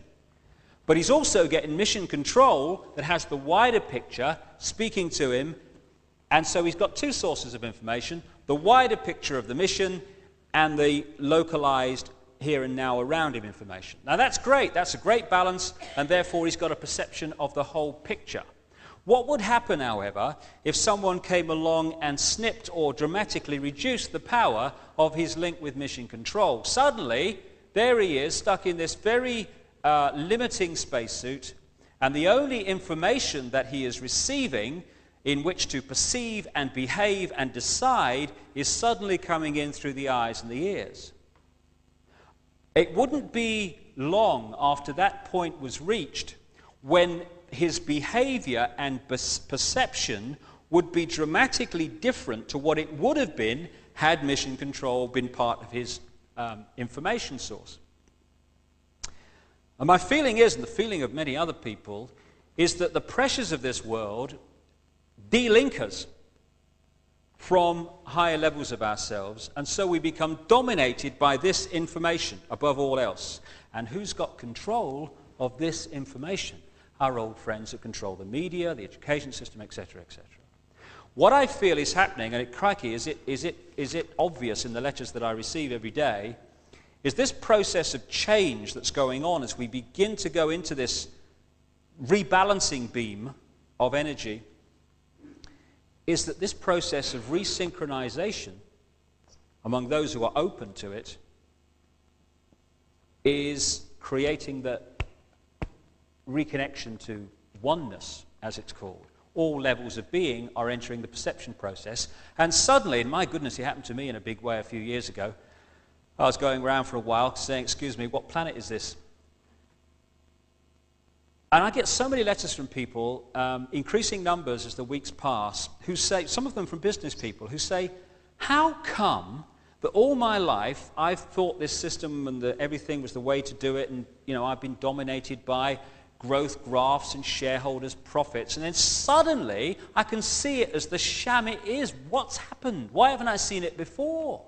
Very constant thing that I get in letters. The answer is, before, dominated. After, resynchronization with other levels of self. Therefore, perception changes, understanding becomes wider. This process is happening among increasingly large numbers of people. It's not made the national news yet because it has to be in letters 10 feet high with knobs on before the national news pick it up. But it's growing and growing and growing outside the public arena all the time, and there'll be many people in this audience who will have gone through it or are going through this process of reawakening and reevaluating our lives and our place in the world. And this resynchronization and this realization of the questions that need to be asked creates a freedom. Certainly has within me. I couldn't recommend it more. It's a freedom from caring less what people think about you, do about you, as long as you can justify what you're doing to yourself. It's a freedom that, to echo Martin Luther King, allows you to say that we are free at last, free at last. We've found the ultimate freedom. The freedom to think for ourselves and to live what we believe is right and not have someone else impose their belief system upon us. It's a freedom that allows you to ignore the ridicule and condemnation and go beyond what is scientifically and politically acceptable, even if people in the short term find it funny. For goodness sake, it's what's politically and scientifically acceptable that is destroying the world. This freedom from thought control and behavior control through fear allows you to set agendas and not wait for agendas to become acceptable. Truth does not become truth only when it becomes acceptable. This world did not become round only at the point where it became acceptable to say it was round. It was always round, even back in the days when you were a loony if you said it was anything but flat. This is a time when we're coming together, both within ourselves and within the world. Coming together to remember who we are, why we're here. A time above all to spread peace and love across the planet in our own lives and out to everyone else. And I don't mean love in the sense that we've come to accept it on earth, which is about I love you if what you do is acceptable to me. It's a love without condition, a love that doesn't seek to possess but seeks to set free. It's the kind of love we have for our children. We don't always like what they do or say. We may quite rightly say so, but we love them just the same. And when I kind of try to expose what's going on in the world, as so many other people are doing. I don't seek to expose the behavior of the manipulators to condemn them as people. They're victims too, controlled by some highly imbalanced consciousness that's working through them. We need to meet this manipulation with unwavering determination. Yes, but not with hatred and aggression to them as people, which just creates twice the hatred and twice the aggression, which is what we're trying to remove from the world. They may think they're in control, but they're not. They're just vehicles of a battle being played out on the levels of consciousness that's just reflecting itself in this physical world. We all have a big decision to make in the world today. Are we going to make a stand against this manipulation and dedicate the rest of this physical life, and it's only one of an infinite number we choose to have, to speed the emergence of love and freedom in this world? Or are we going to shrug our shoulders, have a good laugh, order another beer, switch over the TV channel, and allow ourselves to become another official microchip implanted robot? If we sit down or look the other way, that's what we're voting for, and more important, that's what we're condemning our children to also. As Edmund Burke said, all it takes for evil for triumph is for good people to do nothing. We are the generations today that are in a point of decision that can allow us to leave our children in nightmare, or be the first generations for goodness knows how long to leave our children a better world than the one we found. We need to open our hearts and our eyes. Through our hearts, we can take the spiritual path, projecting love and harmony in the world. But through our eyes, we need to be streetwise, also to events unfolding around us. If we fuse the streetwise and the spiritual, then it will become an unstoppable tidal wave of change. A change that will reveal the truth about humanity, that we are not evil, we are not stupid, but we can appear to be both sometimes if we fall for the manipulation. And that's a very good point, a positive point that comes out of all this. I keep hearing when I've tried to say we need a better world, we need this, we need the other. We get this thing, you've probably had it too, you'll never get past human nature, mate. That's the problem, not worth it. But hold on a minute. It's documented in very detailed terms how the 2 world wars in this century were engineered and manipulated into existence. And these other major wars in the world, that wasn't human nature, that was engineered, manipulated human nature. Human nature in its true form is very different to the one we are supposed to accept as the case. This assault on human freedom, such as the criminal justice bill in this country, is not only curbing freedom of those that it appears to be aimed at, people like the homeless and the travellers. It's part of a sequence to suppress all peaceful protest. If they'll take away the freedoms of travellers and the homeless, they'll take away freedoms of anyone when it suits the plan, even those in the leafy lanes of suburbia. As one victim of the Nazis said, first they came for the communists, and I did not speak out because I was not a communist. Then they came for the trade unionists, and I did not speak out because I was not a trade unionist. Then they came for me, and there was no one left to speak out for me. More than anything, I feel we need to let the divisions between us fall away. These phony wars and phony divisions that are created to divide us, because they're not real divisions, they've been manufactured on the classic principle of divide them and then you can rule them. The engineered wars and the divisions of race, of colour, of country, class, income bracket, and all the others we constantly invent. The us and them is precisely the situation that the manipulators want right across society. If we're going to sort this out, that us and them must become we. After all, we're all aspects of the one consciousness. I am you, you are me, I am everyone, and everyone is me. The divisions are just a physical illusion as part of the experience. Those who manipulate are not invincible. The power is their secrecy and public apathy. The secrecy is now being unveiled and the game plan revealed. The public apathy is up to everyone to remove. As Gandhi said towards the end of British rule in India, although the British didn't realize it at the time, 100,000 Englishmen cannot control 300 million Indians if those Indians will not cooperate. And it's time, well past the time, surely, when we cease to cooperate with the manipulation that is seeking to imprison us and more than ever imprison our children.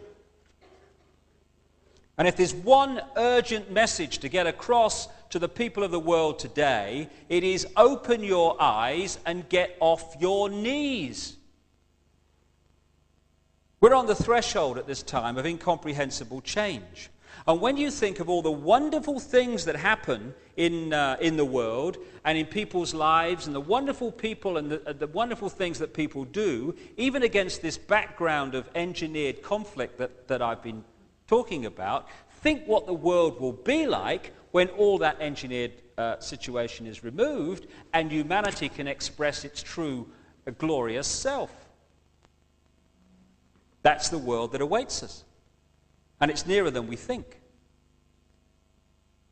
The truth is that humanity is overflowing with love and creativity which it is desperate to express. And in the words of a song by a very enlightened group of young people called East 17, don't you worry because it's all right. Don't you worry, child of light. We are the seed, a brand new breed. We'll succeed, our time has come. We are the new. These words are true. Let the light of love shine through. We shall love the earth and we shall love each other. We shall love those who hate us and we shall love those who love us. We shall not choose between them because all are one and one are all. And that's the truth that's re-emerging in the consciousness of increasing numbers of people on this planet today. We're here to change the world. People are beginning to remember that's why we are here. We chose to come and the time has come to do it. To quote a song from the 60s which summed up this time of great change on the planet and the decisions facing us. There's been a change in the wind and a split in the road. You can do what is right or you can do what you are told, and the prize of the victory will belong to the bold. These are the days of decision. For me, these are the days like never before to be bold. And if I could sum it up in a few words, it is think freedom, live freedom, and we shall be free. Thank you very much.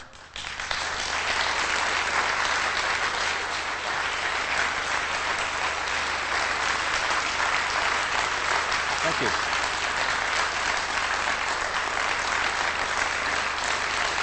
Thank you.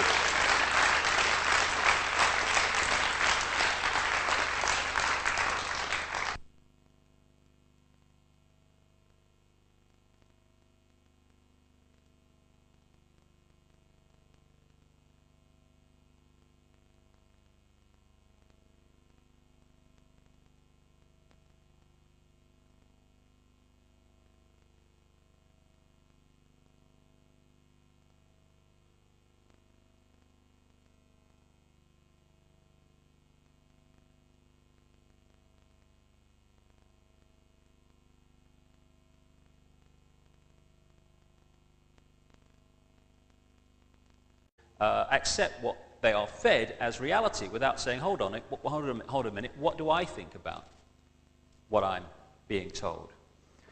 So many things have been written and said about me in the last 3 to 4 years that are so far from the truth, it beggars belief.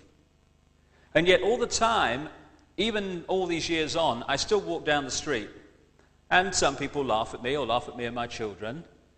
And I don't mind people doing that. But they're not laughing at me for what I am. They're laughing at this guy who looks a bit like me, has got the same name, apparently, that I keep reading about from time to time, but is about as far from me as it's possible to be. That's the person they're laughing at, the image projected out, not the real person, which they don't know. And all in areas of this system, we are being encouraged, that's the mildest word I can use, to conform to certain ways of thinking. For instance, what are exams? Who sets the questions in exams? The status quo does. Who decides what the answers are going to be if we're going to pass those exams? The status quo does. And if we don't give the status quo what it wants to hear, we don't progress within it, which is a very powerful encouragement to give the status quo what it wants to hear and perpetuate the myths into the next generation. It's what's going on in the education system all the time. I remember talking to a physics student at Cambridge University once, and he said, I've heard more sense tonight about physics and the nature of life than I get from my lecturers. He said, but I can't say that in my exam because I'd fail. And another thing that kind of struck home to me when I spoke in America a couple of years ago is how we allow our world and our values and how we judge each other and how we judge others and what we feel guilty about or not guilty about to be decided not by what we think is right, but be decided often by what people sometimes thousands of years ago believed was right. Because we don't, A, ask the question why, which is the most liberating question it's possible to ask, and B, have the courage and confidence to stand up and say, well, I don't think we should be doing this. I don't care how long we've done it. It doesn't make sense to me. I'm going to do it another way. Last time I was in Liverpool, I told the story, but for those who weren't there that night, it's worth repeating, of the lady in the audience when I spoke in Houston in Texas, who came up to me afterwards when I'd been talking about all this, and she said, I've got a story, she said, that sums up what you're saying. She said, when I was first married, she said, I used to cut the corners off the ham before I put it in the pan and put it in the oven, She said, and one day my husband came up to me and said, why do you do that? She said, I don't know, my mother used to do it. What's it matter, So he said, well, why did your mother cut the corners off the ham before she put it in the pan? She said, I don't know, my mother, she just did it. What's it matter? He said, call your mother and ask her why she cut the corners off the ham. It's the same energy in different states of being. Just as water, clouds, and ice are the same substance in different states of being, so everything that exists is the same energy in different states of being. And energy is also consciousness. Some more enlightened, open-minded scientists are now suggesting, and have been for some time, for instance, that it can be shown that water has a memory. Well, water as a memory seems to be, crikey, that's crazy. It's water. How can it have a memory? But it can have a memory if energy is consciousness. Because therefore, everything has some kind of memory, some kind of retention of experience, whether it be a wall, water, the sky, ourselves, whatever.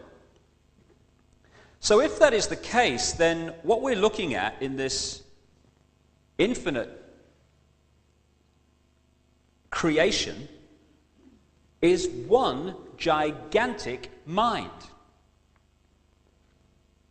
And it's this mind, this one consciousness that is everything, expressing itself through different forms, that is the force that has become known as God, or whatever name you'd like to call it. Some people call it the infinite mind, it matters not.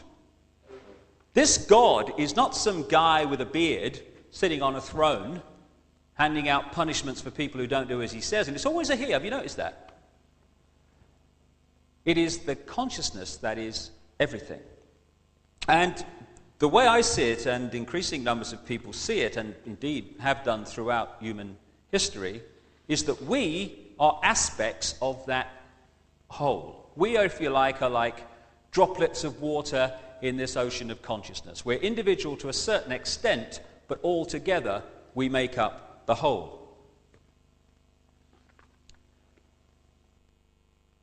The question that comes back from that is, if we are eternal beings on the level of the mind, the consciousness, the thinking, feeling us, then where do we go when this life is over? If it's not, as science suggests, one life and then lights out. Kind of has become accepted that when you're talking about life after death, you look up, don't you? I think, heaven's at 30,000 feet or something. But in fact, creation's not kind of made up of chest of drawers levels like that. This one gigantic mind we call creation, God, or whatever name you'd like to choose, is broken up into frequencies, wavelengths, sharing the same space. Just as all the radio stations broadcasting to Liverpool here tonight are sharing the same space that we are all occupying, and they're all sharing the same space that they are occupying, even though we can't see them and they can't see each other, that is the very close and indeed the very same principle on which creation is broken up into wavelengths of life, wavelengths of consciousness. So she calls her mother and she said, "Mom, you know when I was a girl and you used to cut the corners off the ham, and why did you do that?" Her mother said, "Because my pan was never big enough." And if you kind of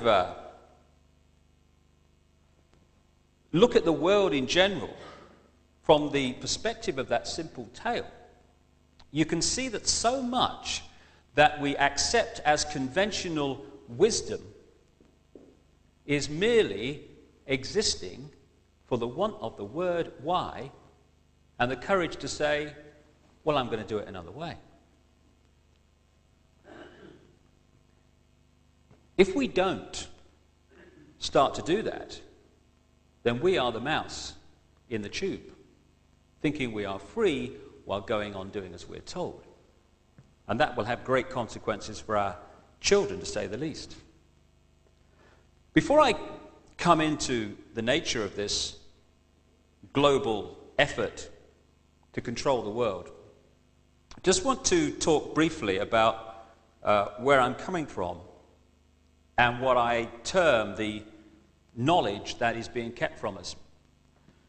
Because there's loads of myths about me, crikey. I mean, I'm a myth maker extraordinaire. Well, people make them for me. Apparently, I think I'm the Messiah. Well, I wish I was, because it wouldn't have saved me ferry fares when I come from the Isle of Wight, Could walk across the Solent.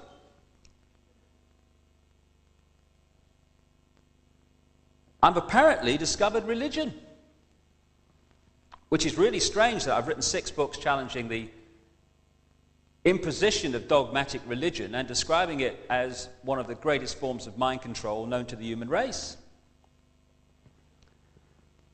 What I'm actually suggesting, and it's no more than what I believe and what increasing numbers of people believe, increasingly open-minded scientists too, challenges both the conventional views of who we are and what we're doing here. We're kind of offered the choice of believing that there is some judgmental God saying, "You have sinned and you shall be punished," and that after one life on this planet, this guy judges whether we go to heaven or hell forever.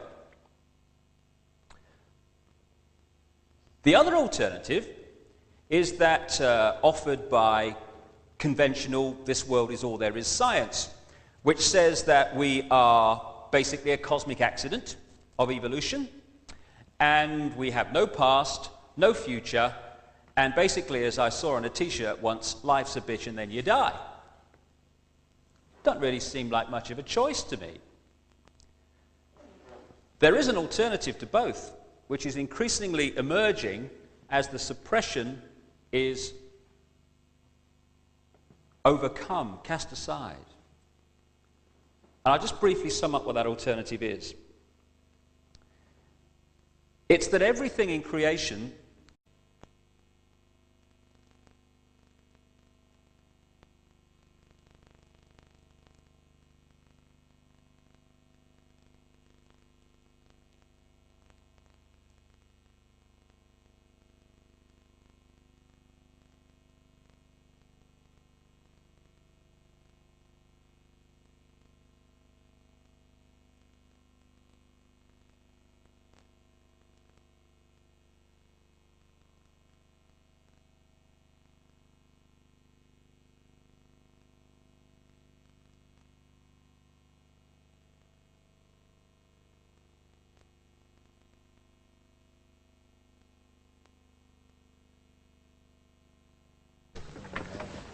Good evening. Thank you.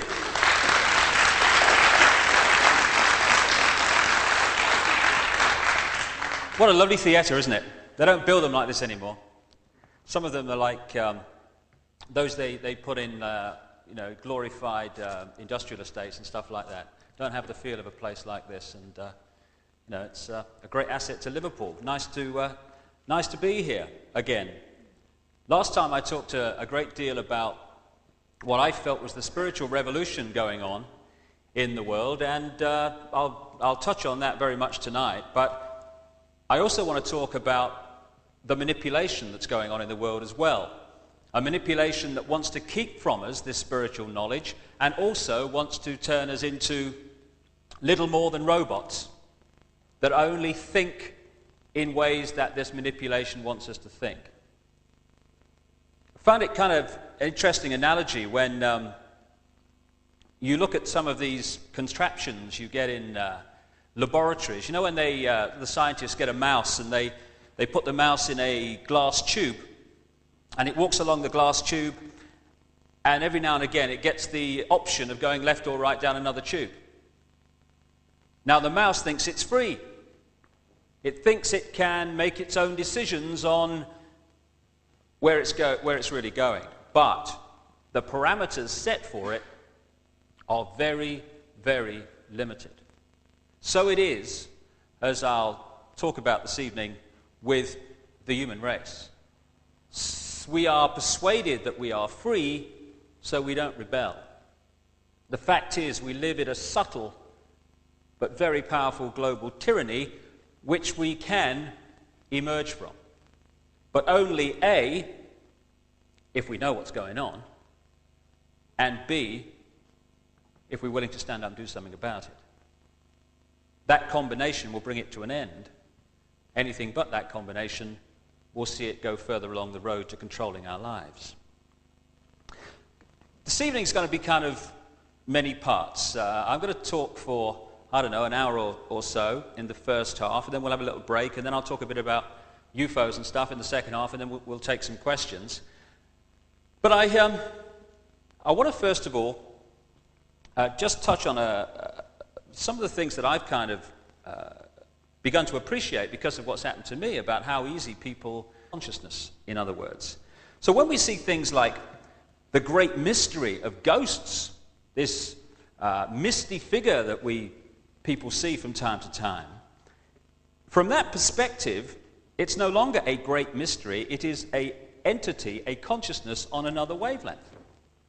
Just as if you get a radio and you tune it not quite on the station, but just off the station, you get principally the station you're closest to, but you're getting some interference from other stations. So in consciousness terms, visual terms, we are, when we see a ghost, tuning to a certain extent to another frequency, another wavelength, and we're seeing something of it. And the reason that it's not solid in the way it appears to us is because we're not actually right on the dial of that particular wavelength. We're only picking up the very outside of it. So the consciousness, the thinking, feeling, eternal us, is, if you like, very similar to that radio dial. At any point in our evolution, we are tuned to one of creation's infinite number of wavelengths. At the moment, everyone on Earth is tuned to this, what you might call physical wavelength, physical vibration. Therefore, this is our reality. You know, we look around us, and this frequency, this physical frequency, is what we see. But psychic people can see something of other frequencies. Indeed, we're all psychic if we only realized it. And so, again, from this emerging perspective, this other great mystery called near-death experiences is no longer a mystery.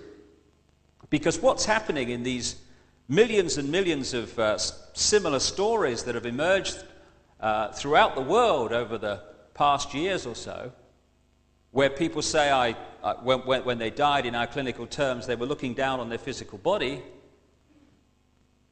and they say it was my mind, it was my emotions, it was me looking down, but I wasn't part of my physical body anymore. And people say, oh, it's a great mystery that. All that's happening is the eternal part of us, the consciousness, the thinking, feeling, us, is withdrawing from the physical form. And that's all that happens on what we call death. And I was kind of interested a few months ago to turn on the news and see a story about near-death experiences. And what the news item was saying was that because resuscitation equipment in the crash areas of hospitals had improved so much in the last 10 to 20 years, more people were being revived from clinical death, and therefore more people were telling these near-death experience stories.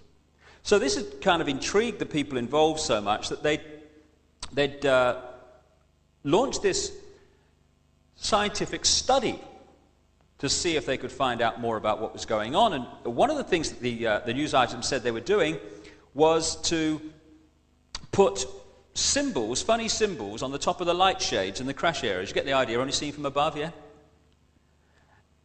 And it kind of occurred to me that we'll get final confirmation